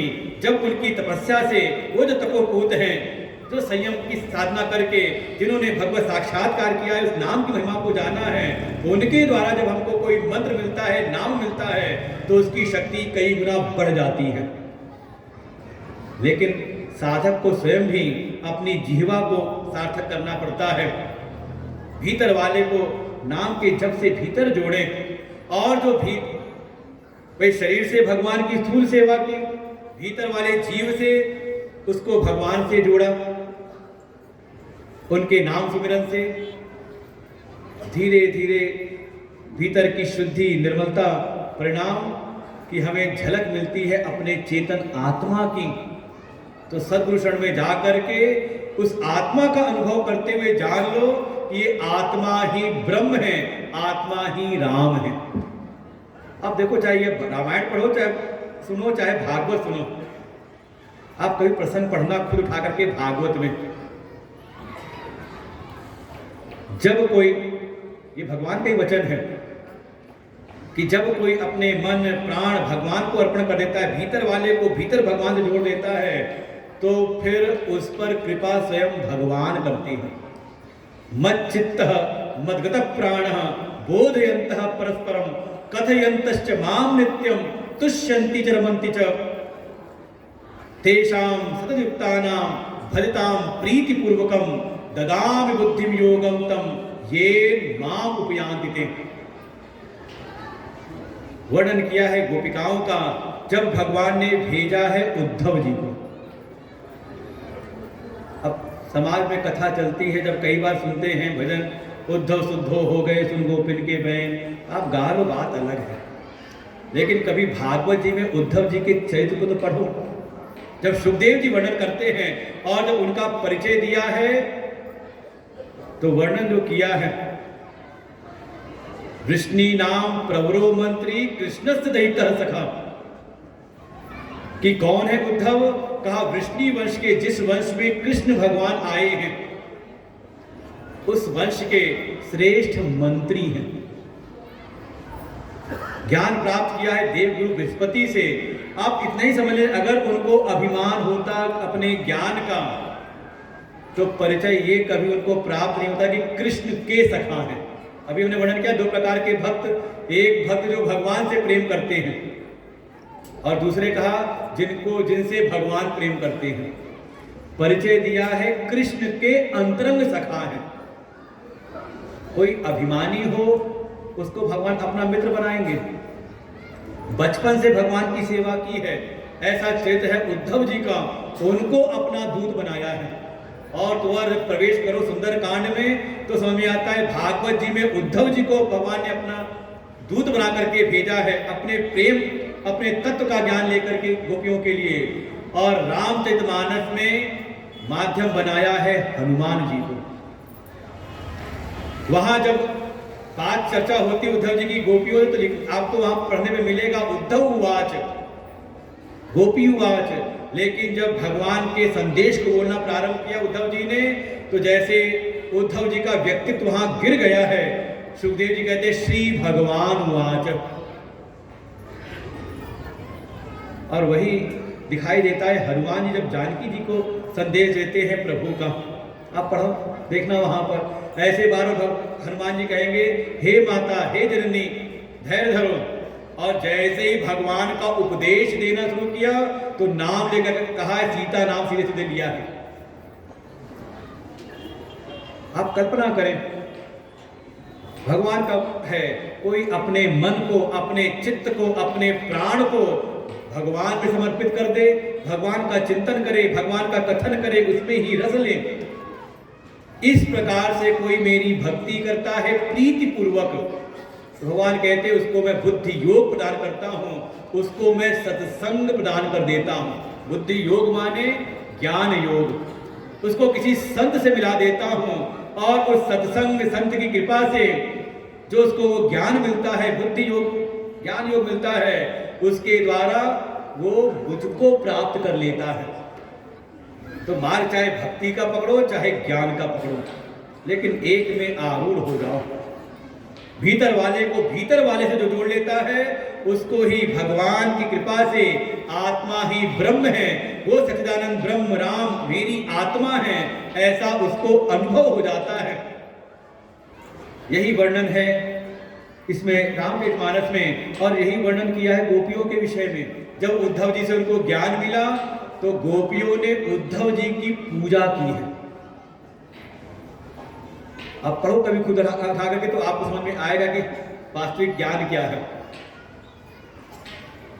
क्योंकि गोपियों को जो भगवान के तत्व का उपदेश मिला उसको सुनकर के उनके भीतर की जो विरह वेदना है वो दूर हुई, क्योंकि उन्होंने जान लिया कि जो कृष्ण है वो मेरी आत्मा है और आत्मा का कभी हमसे वियोग होता नहीं। ऐसा ज्ञान होते उनके भीतर की सारी विरह वेदना मिट गई। और दूसरी तरफ एक तरफ तो गोपियों को भक्ति के बल से ज्ञान मिला उद्धव जी के माध्यम से, और दूसरी तरफ उद्धव जी को भक्ति की दीक्षा मिली है ज्ञान के बल से। यही करना है, भक्ति है तो ज्ञान की प्राप्ति हो जाती है, और कोई ज्ञान के मार्ग में तो वास्तव में समर्पित हो जाता है, उसके भीतर ही भक्ति प्रकट होती है। एक दूसरे के पूरक हैं, इसलिए प्रश्न आएगा ज्ञान ही भक्त ही अंतर केता, दोनों में अंतर क्या है? तो उत्तर मिलता है ज्ञान ही भक्त ही नहीं कछु भेदा, उभय हरई भव संभव खेदा। दोनों ही, किसी भी आप एक सीढ़ी पर आरूढ़ हो जाओ। और हनुमान जी का जब परिचय पूछा है तो यहां तो वर्णन ऐसा नहीं किया, एक ग्रंथ है हनुमत नाटक, देखो जो भी समझाया ना, ब्रह्म ईश्वर और भगवान, और हमारा ये स्थूल देह जीव और आत्मा, कैसे जोड़ना है इसको, तो एक ग्रंथ है हनुमत नाटक। आपको हनुमान चरित्र सुनना हो तो सुंदरकांड पे एक सप्ताह सुन सकते हो, 2-2 घंटे। तो परिचय जब होता है वहां, तो वहां वर्णन किया उस ग्रंथ में कि जब प्रभु राम ने जब पूछा उनसे कि भाई विप्र आप भी तो अपना परिचय दीजिए, तो हनुमान जी थोड़ा सकुचाए, प्रभु आप पूछते हो, लेकिन आपने पूछा है तो मैं किसका परिचय दूं, अपनी देह का, जीव का, या वो चेतन आत्मा का, किससे परिचय दूं? और जो परिचय दिया है हनुमान जी ने, समझ लो यही साधना का स्वरूप है, यही साधना की परिणति है। वो कहा वहां पे, हे प्रभु आप मुझसे पूछते हो मैं कौन हूं, तो वहां परिचय दिया, देह दृष्टया तु दासो हम, जीव दृष्टया तदंशकः, वस्तुस्तु तमेवाहम इति मे निश्चिता मति। हनुमान जी कहते हैं हे प्रभु ऐसी ही मेरी निश्चित मति है, मैं ऐसी मति से कभी टलता नहीं हूं, कभी डिगता नहीं हूं। कैसी मति है? कहा देह की दृष्टि से आप पूछते हो तो देह की दृष्टि से मैं आपका दास हूं, आप मेरे स्वामी हैं और मैं आपका सेवक हूं। ये भाव आ जाए हर क्षण, आप अपने आप को समझते क्या हो। देखो इसी से परिवर्तन होता है जीवन में। आपकी अपने प्रति क्या मान्यता है, आपको अपना परिचय प्राप्त हो जाए। जैसे कहा ना कि जीव ईश्वर का सखा है, भूला है, सत्संग से उसको ज्ञान हो जाए कि मैं भगवान का हूं। और ये तो आप मानो ना मानो, वैसे जब तक नहीं मानो तब तक दुखी होते रहोगे। क्योंकि संतों ने कहा ये 3 प्रकार के संबंध रहते हैं। देखो एक बात से दूसरी बात निकलती है। ये जितने भी अभी एक दिन और भी कथा में आया था शिव सती के प्रसंग में, जब उन्होंने देह का परिवर्तन किया था तो भगवान शिव ने उनसे अपना संबंध त्याग दिया था। कारण ये जो संबंध है देह से देह का, ये कैसा है? तो पहले ही संबंध आपका देह से धारण करते ही संबंध हो जाता है। जितने आपके जगत में संबंध हैं सब देहगत है। और कब तक रहते हैं? कैसे कहा? जन्मजात संबंध। एक संबंध आपका जन्म हुआ तो संबंध बन गया।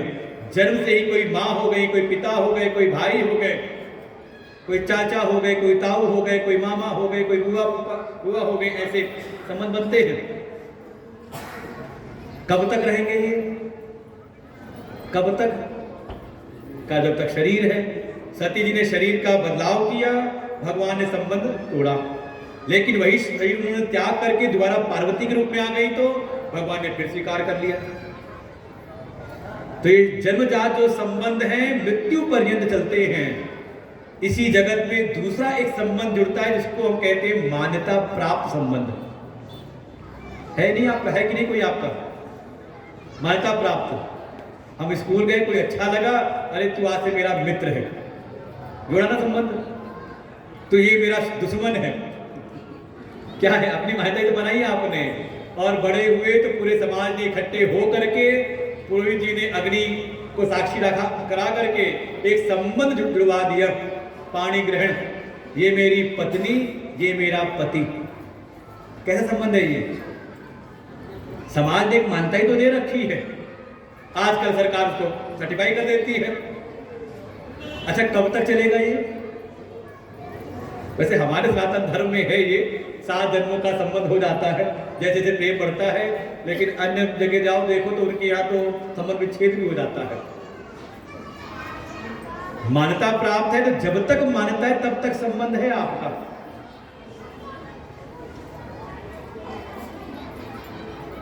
तो एक तो जन्मजात, एक मान्यता प्राप्त। ये सारे संबंध कैसे हैं? ये देह से ही संबंधित है। ये जगत में हम अपना संबंध कुछ जन्म से प्राप्त करते हैं, कुछ मान्यता से बना लेते हैं, लेकिन ये सब के सब अनित्य हैं। एक दिन बनते हैं, एक दिन टूट जाते हैं, समाप्त हो जाते हैं। कोई संबंध तो ऐसा ढूंढो जो नित्य हो, शाश्वत हो, और वही संबंध है जीव और ईश्वर का। ईश्वर अंश जीव अविनाशी, चेतन अमल सहज सुख राशि। तो हनुमान जी कहते हैं प्रभु देह की दृष्टि से आप स्वामी हो, मैं सेवक हूं। मेरी मति कभी से टलती नहीं तो संभावना क्या होती सेवक की ना, सेवक सेवा करते करते कब मालिक बन जाता पता चलता नहीं। अनुभव है कि नहीं इस चीज का? संस्था वालों को कोई आया था संस्था में, हमें भी कोई सेवा प्रदान करो, और सेवा करते करते करते करते धीरे धीरे उसको लगता है अरे यहाँ ऐसा क्यों नहीं हो रहा, इसको ऐसा करना चाहिए, इसको ऐसा। क्या हो गए? जुड़े थे हम सेवक के रूप में, लेकिन सेवा करते करते। अच्छा आप सब नहीं करते? इस संसार में आए थे तो क्या मालिक बन करके आए थे? अब मालिक आप बन से बन जाते, मालिक हो नहीं आप। ये कोई अपना जब क्या कहते हैं क्या बोर्ड टांगता है ना, गाड़ता है पृथ्वी माँ पर, तो पृथ्वी माँ भी मुस्कुराती हैं। कितने आए, अपना खंबा गाड़ा, अपना बोर्ड गाड़ा, अपना नाम लगाया यहाँ पर।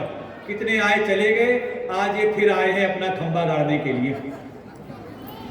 क्या हो आप?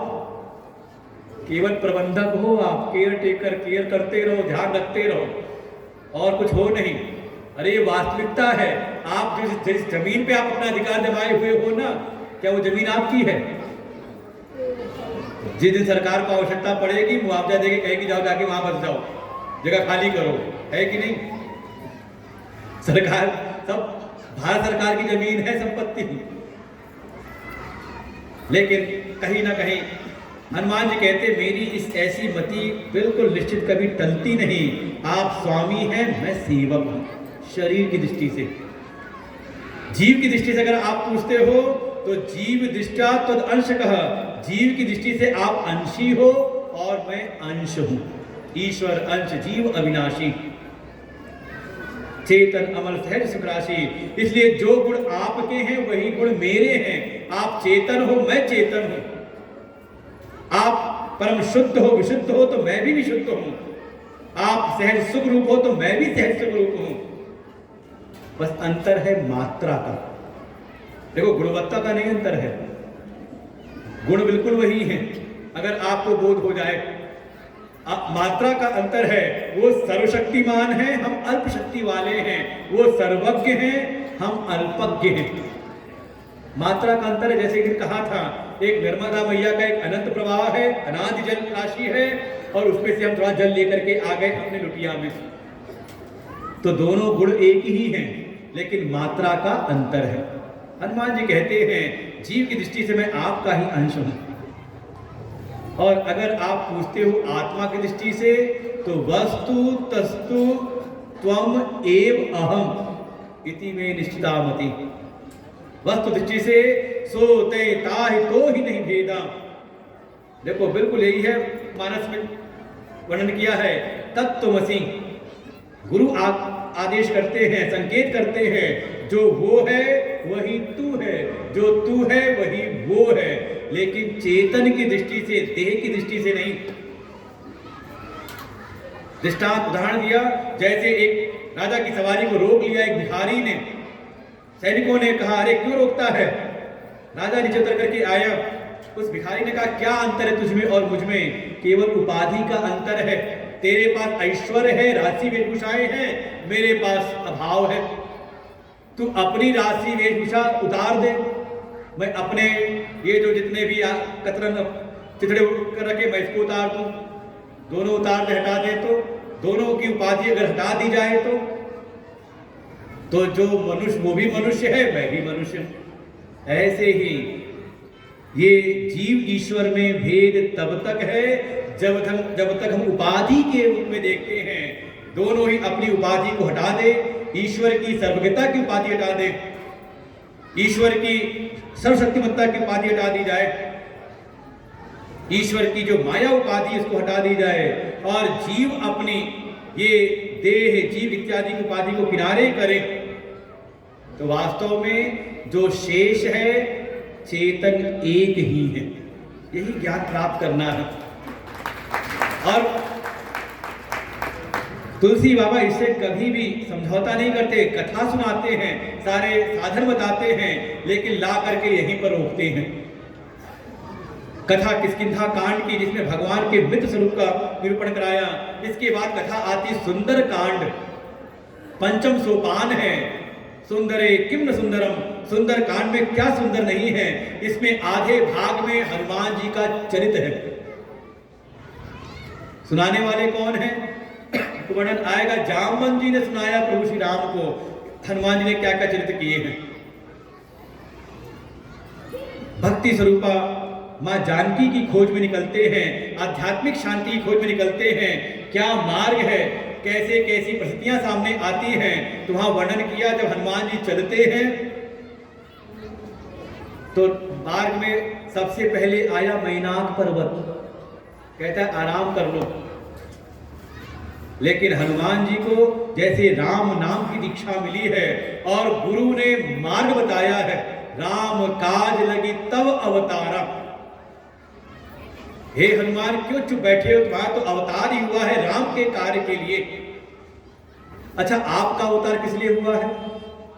देखो अगर आप इस चीज को समझ लो तो समझ लो आप भी अवतारी हो जाओगे और नहीं तो जन्म लेने वाले जन्मने मरने वाले रह जाओगे।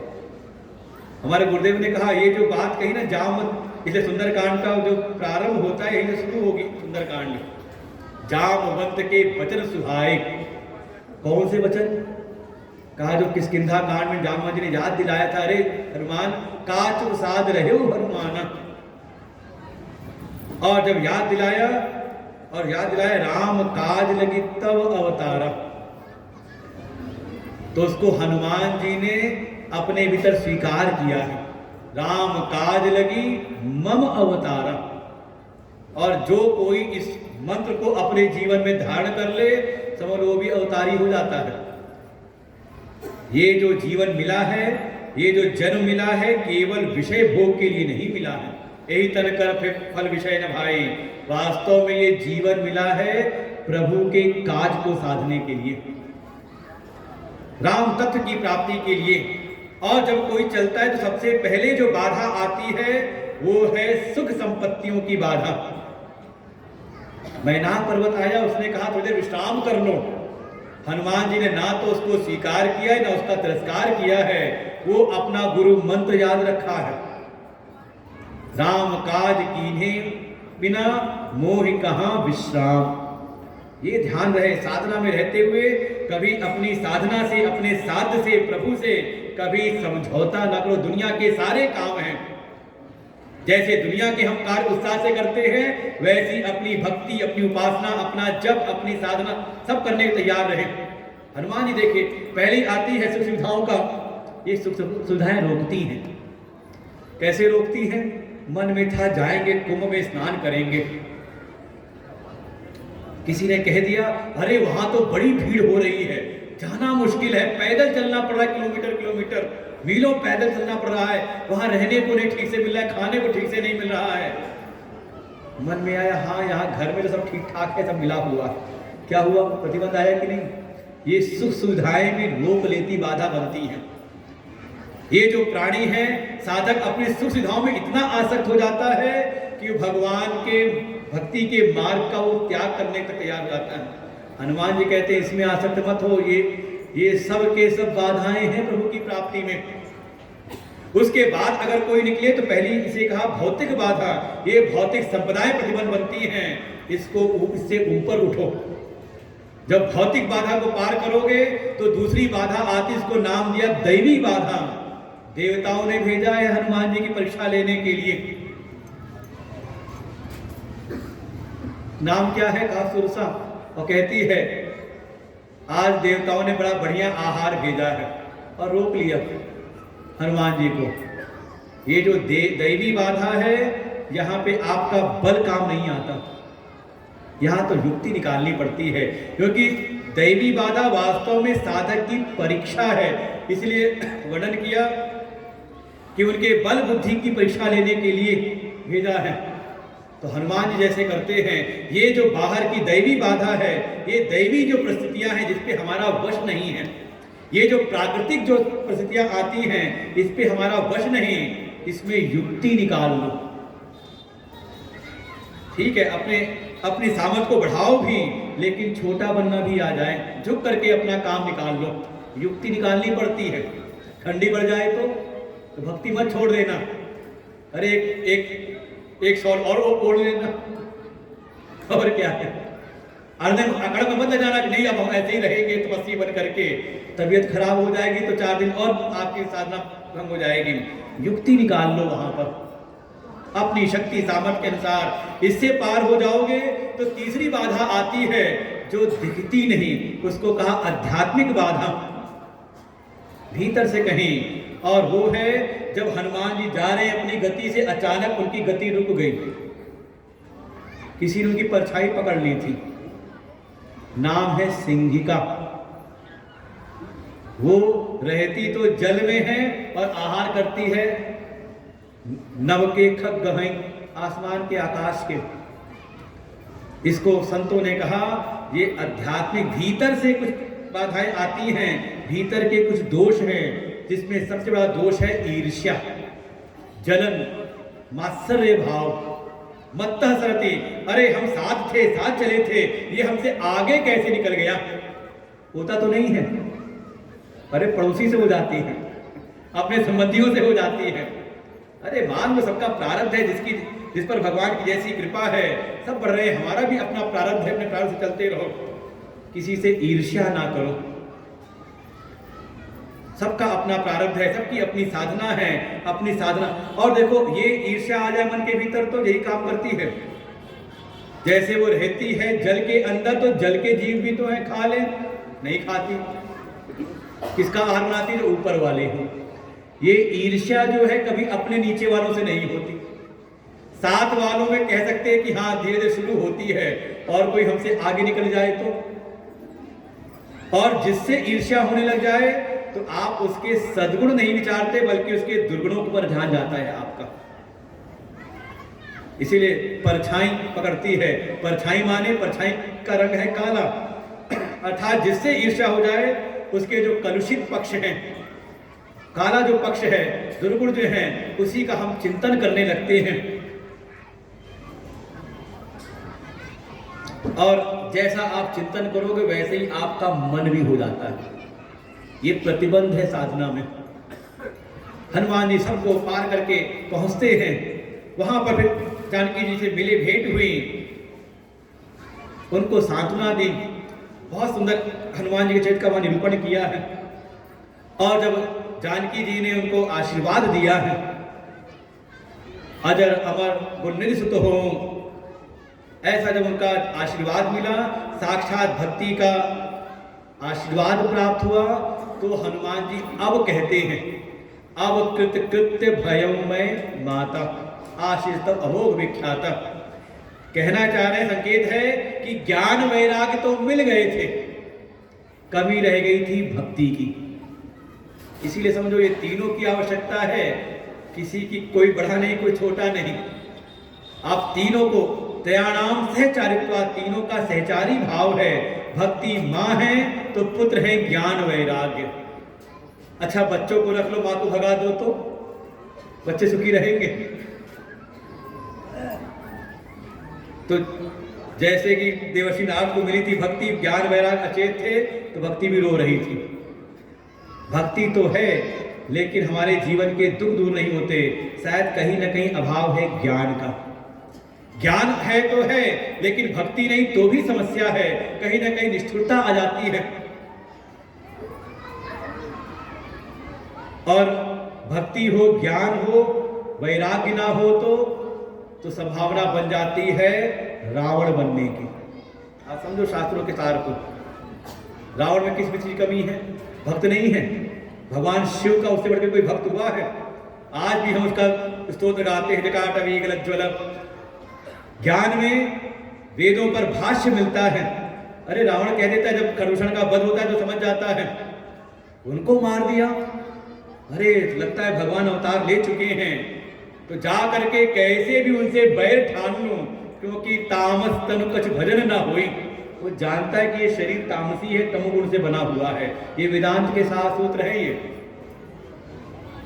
कि जितना शरीर तमोगुण से बना है, इससे भजन नहीं होता। भजन होता है जो अंतःकरण है सात्विक, उसके द्वारा। जो हमारी इंद्रियां हैं रजोगुणी, उससे भजन होता है, शरीर से नहीं। वो सब उसको रहस्य पता है। तो ज्ञानी भी है, भक्त भी है, लेकिन कमी है वैराग्य की। भोग में आसक्त है, किसी का महल मिला छीन लेता है, किसी का विमान दिखाई दिया छीन लाता है, कोई स्त्री मिली तो उसको छीन के लाता है। वैराग्य तो दोनों में चाहिए, भक्ति के साथ भी विरक्ति चाहिए।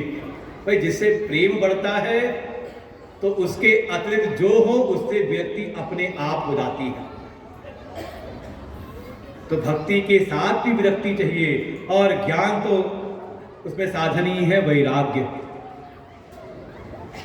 ज्ञान होय कि विराग बिनु, ऐसे भक्ति ज्ञान वैराग्य हनुमान जी का संकेत बिल्कुल स्पष्ट है। इसीलिए जहां सुंदर कांड में हनुमान जी हैं वही सबसे सुंदर पक्ष है। और मुख्य रूप से सुंदर कांड में शरणागति का वर्णन है, जहां पर 3 शरणागति दिखाई। एक हनुमान जी की जो निष्काम है, कभी कुछ नहीं चाहा। दूसरी शरणागति है विभीषण की, जब लात पड़ती है तो आया। हनुमान जी ने समझाया था उस समय नहीं आया, जब लात पड़ी तब आया। और समझ लो ऐसे ही है कि लात संसार की पड़ जाए ना तो समझ लो कि भगवान की बड़ी कृपा है, क्योंकि जो प्रभाव संतों की बात का नहीं होता है वो संसार की लात का हो जाता है। हाँ, ताली बजा लो। लेकिन जब लात दिखाई दे और पढ़े तो निकल आना भगवान की भक्ति में, आसक्त मत रहना। विभीषण ने कहा श्रवण सुन सुन आयो, हे प्रभु। जब भगवान ने पूछा कैसे आए तो कहा आपका श्रवण सुयस सुन करके मैं आया हूं। हनुमान और जो भगवान ने मनी मन कहा तो पहले क्यों नहीं आए थे जब हनुमान जी ला रहे थे? जब उन्होंने कहा चलो प्रभु के पास में, जब श्रवण कराया था सुयस, जब कथा सुनाई तो चले आते। कहा नहीं, तब कुछ भीतर वासना थी लंका के भोग की, और वो जब लात पड़ी है ना रावण की तब थोड़ा झटका लगा और उसके बाद आ गए भगवान की शरण में। और जब भगवान ने अपनी महिमा बताई कि कोई अगर मेरी शरण में आ जाए कैसा भी हो, बस सर्वधर्मान परित्यज्य माम एकम शरणम व्रज, कोई आए तो ऐसे आम का सर्व पापेभ्यो मोक्षयिष्यामि, मैं उसको तत्काल ही मुक्त कर देता हूं। जब महिमा सुनी तब विभीषण ने असली बात कही है। उर कछु प्रथम वासना रही, प्रभुपद प्रीति सरित सो बही। वास्तव में उपासना भक्ति हमारे चित्त की वासना का हनन कर देती है, हमारी इच्छाओं का। तो दूसरी शरणागति है विभीषण की जो काम है वासना से युक्त है, और तीसरी शरणागति है समुद्र की। भगवान ने पहले अनुनय विनय किया तो माना नहीं। जब उठाया तीर धनुष अपना तो जलधि जड़, तो जड़ बुद्धि अभी इसको सुखाता हूं, तुरंत आगे आरती थाल लेकर के। इसे कहते हैं जड़ की शरणागति। वो जो जड़ व्यक्ति है, जो जड़ पदार्थों में अनुरक्त है, वो शरणागत तब होता है जब कहीं ना कहीं संसार में कोई पत्तियां मिलती हैं, भय से शरणागति होती है। लेकिन कैसे भी हो भगवान की शरण में आए, भगवान कृपा करते हैं। इसके उपरांत लंका पर आक्रमण हुआ, चढ़ाई हुई है, सबका वध किया भगवान ने, समझ लो लंका कांड। और वहां से भगवान आ जाते हैं अयोध्या में, और फिर भगवान का राज्याभिषेक हुआ। आप समझो जब भगवान आए हैं तो भरत जी ने, भाई गुरु जी से बिना गुरु जी की कैसे, क्योंकि सारा राज संचालन उनके संरक्षण में हो रहा है। वशिष्ठ जी से आए, उनसे पूछा तो वशिष्ठ जी को याद आया पिछली बार मैंने कहा था कि जब राम युवराज हो वही सुदिन है, वही सुघड़ी है। जब राम हो युवराज, इस बार उनको लगा कि मैंने कहा था जब, और वो जब आया ही नहीं। इस बार संशोधन कर लिया, आज सुदिन सुघड़ी सुहाई। भरत जी कहा आज ही ठीक दिन है, आज ही वो घड़ी है, आज ही उनका अभिषेक कर दो। और भगवान श्री राम का राज्याभिषेक होता है। राम राज्य बैठे तय लोका, हर्षित भय गए सब शोका। दैहिक दैविक भौतिक तापा, राम राज्य का हुई नहीं व्यापा। लंका कांड जो है वो भगवान का मुख है, जो है सबका हरण हो जाता है, सब भस्मीभूत होते सारी आसुरी वृत्तियां। और जो उत्तर कांड है ये है भगवान के शिव विग्रह का मस्तिष्क। ये जो मस्तिष्क है ये ज्ञान प्रधान है, इसमें भगवान के तत्व ज्ञान को धारण करो। इसीलिए प्रभु जब राज सिंहासन में विराजमान होते हैं तो एक दिन जब ठीक ठाक हो गया तो अपने सारे नगर वासियों को उन्होंने बुलाया, और जब पुर के जन आए तो उनको भगवान ने उपदेश किया है, साधन धाम मोक्ष कर द्वारा। ये जो स्तन मिला है केवल विषय भोग के लिए नहीं, बल्कि मुक्ति का साधन मिला हुआ है, मोक्ष साधने के लिए सबको उपदेश किया। और फिर आगे भगवान शिव प्रसंग उठाते हैं काकभुसुंडी का, काकभुसुंडी गरुड़ जी का संवाद, जिसमें गरुड़ जी के भीतर संशय उत्पन्न हुआ, और वो पहुंचते हैं काकभुसुंडी जी की शरण में नीलगिरी पर्वत। और वहां पर भी आखिर में, इस मानस के बिल्कुल आखिर में उपदेश के रूप में जो दिया है, पहले पूछा है गरुड़ जी ने 7 प्रश्न, बहुत सुंदर प्रश्न है। और जो उपदेश दिया है काकभुसुंडी जी ने, उसको नाम दिया गरुड़ गीता। आप समझो, ये वेदांत शास्त्रों में चित्त के 3 दोष कहे गए हैं, संशय, विपर्य और असंभावना। देखो तत्व ज्ञान में ये 3 दोष हैं। एक तो जो वस्तु जैसी है उसको वैसा न जानना, भ्रम हो जाना, संदेह हो जाना, उसके मूल स्वरूप को न जाकर के कहते हैं एक संदेह हो जाए ऐसा या वैसा, ये संदेह हुआ है, संशय हुआ है। संशय सर्प ग्रसम उर्गारी, ये संशय बैठा है गरुड़ जी के मन के भीतर। व्यापक ब्रह्म विरज बागीसा, माया मोह पार परमीशा। सुना था कि ऐसे व्यापक ब्रह्म का अवतार हुआ है, ऐसी महिमा सुनी थी, लेकिन जो चरित्र देखा बिल्कुल मेल खाता नहीं। ऐसे प्रभु बंधन में पड़ गए, मूर्छित हो गए, किसके? एक निशाचर के। अरे मैं बंधन न काट, क्योंकि गरुड़ जी को बुलाया गया था सर्प पास काटने के लिए। वो सर्प पास तो काटा राम जी का, और उनके मन को एक संशय रूपी सर्प ने ग्रस लिया।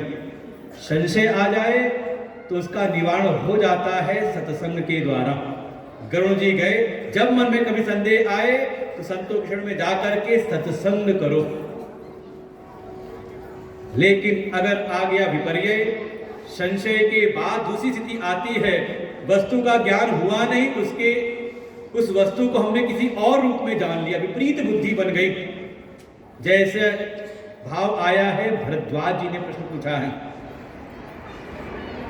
कि जिनकी महिमा हमने सुनी, क्या ये वही राम है या कोई और है? तो विपर्य आ जाए तो सुनने के साथ साथ थोड़ी साधना भी करनी पड़ती है। इसलिए कर्म की साधना, भक्ति साधना, सबका वहां पर उपदेश है व्याकुल जी के द्वारा। काव्य ने सीधे उपदेश किया है, तत्व का, भक्ति का काम हो गया, लेकिन भरद्वाज मुनि के लिए पूरा विधान बताया है। और तीसरा दोष है असंभावना। अरे ये तो हो ही नहीं सकता, भगवान भी है, भगवान हो ही नहीं सकते। क्या हो गया? असंभावना आ गई। जैसी मन में आई थी सती जी के कि जो निपतनय ब्रह्म किमी, जो एक राजकुमार हैं, व्याकुल हो रहे हैं, ये तो ब्रह्म हो ही नहीं सकते। इसे कहा असंभावना रूपी दोष। ये असंभावना रूपी दोष आ जाए ना तो फिर साधना कई जन्म चल सकती है। इसे सती जी को एक दूसरा जन्म लेना पड़ा। और पार्वती जी को जब ज्ञान हुआ तो सुन करके उन्होंने यही बात कही कि सुन करके भई प्रभुपद प्रीति प्रतीति दारुण असंभावना बीती। हम कह सकते हैं नर्मदा मैया की कृपा, संतों की कृपा, सत्संग की कृपा, आप कम से कम असंभावना में तो नहीं हो कि भगवान नहीं है। ऐसा संदेह तो नहीं होगा कि भगवान नहीं है कि आपको एक जन्म और लेना पड़े। ऐसी विपर्य भावना हो सकती है संभव कि आपने किसी को कुछ, भगवान कुछ और जान लिया आपने। तो उपाय है थोड़ी सेवा अपनी बढ़ाओ, अपनी साधना, अपना जप, स्थूल शरीर से भगवान की सेवा करो, वाणी से भगवान का जप करो, और बुद्धि से उसको सत्संग मिलाकर के ज्ञान दान करो। और कहीं अगर थोड़ा बहुत संशय है, संदेह है, तो वो तो फिर कृपा हो जाती संतों के द्वारा ही। राम कथा सुंदर करतारी, संशय विहग उड़ाव निहारी। सत्संग की तारीफ सुनते रहोगे तो ये संदेह आते हैं, समाज से सुन करके दुनिया वाले डाल देते हैं। जो संशय आएंगे तो ऐसे ही उड़ भी जाएंगे।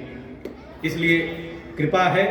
पूज्य महाराज श्री जी भी कह के गए, आप सब धन्य भागी हैं जो पतित पावनी मां नर्मदा जी का तट मिला। बड़े तप से प्राप्त होता है ये फल। और उस नर्मदा जी के तट पर भी आपको निरंतर प्रतिवर्ष सनातन धर्म सभा के द्वारा, सनातन धर्म महासभा के द्वारा प्रतिवर्ष आपको सत्संग कथा, जिसमें हमेशा नित्य ही कोई ना कोई संत आकर के, देखो सबकी अपनी साधना, अपनी सबकी अनुभूति है। पता नहीं किस संत की कौन सी बात हृदय में आकर के टिक जाए और काम कर जाए। तो कृपा तो है, ईश्वर कृपा, मानव मैया की कृपा, शास्त्र की कृपा, सत्संग मिल रहा है, संतों की कृपा। थोड़ी कृपा हम भी करें, अपनी आत्म कृपा, उद्धरेतात्मात्मानम, क्रमशः धीरे धीरे, असंभावना में नहीं, विपर्य में है तो ऊपर उठे, संशय है तो संशय से भी ऊपर उठे, भगवान के तत्व को, अपने आप को जाने, अपने जीवन को सुधारें। अपने मन को सुधारें, जिससे चरित्र सुधर जाए और चरित्र सच्चरित हो जाए, तो उसी सच्चरित में ही राम आकर के विराजते हैं। ऐसी मंगल कामनाएं जहाँ सभी को, सबको भगवान की प्राप्ति हो, भगवान का आनंद धाम प्राप्त हो, चित्त की जो भी कुंठाएं हैं, जो भी चिंताएं हैं, सब दूर हो, यही शाहपुर में ही आपको वैकुंठ की अनुभूति हो जाए।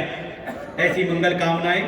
साथ ही यशस्वी जो हमारे सनातन धर्म सभा के पदाधिकारी हैं, अध्यक्ष जी हैं, उनके जो भी सहायक कार्यकर्ता सदस्यगण हैं, सबको भूरी भूरी सबको आशीर्वाद है, मंगल कामनाएं हैं। ऐसे ही निरंतर इस धर्म के कार्य में, समाज में सनातन धर्म की जागृति के कार्य में निरंतर लगे रहे। भगवान इनको सामर्थ्य प्रदान करे। और भी जिनका भी सहयोग रहा है, हमारे भजन की सेवा देने वाले हमारे बाल विदुषी जी, सबको ही हृदय से नमन वंदन करते हुए वाणी को यही विराम देते हैं। संतों के भी चरणों में नमन वंदन है।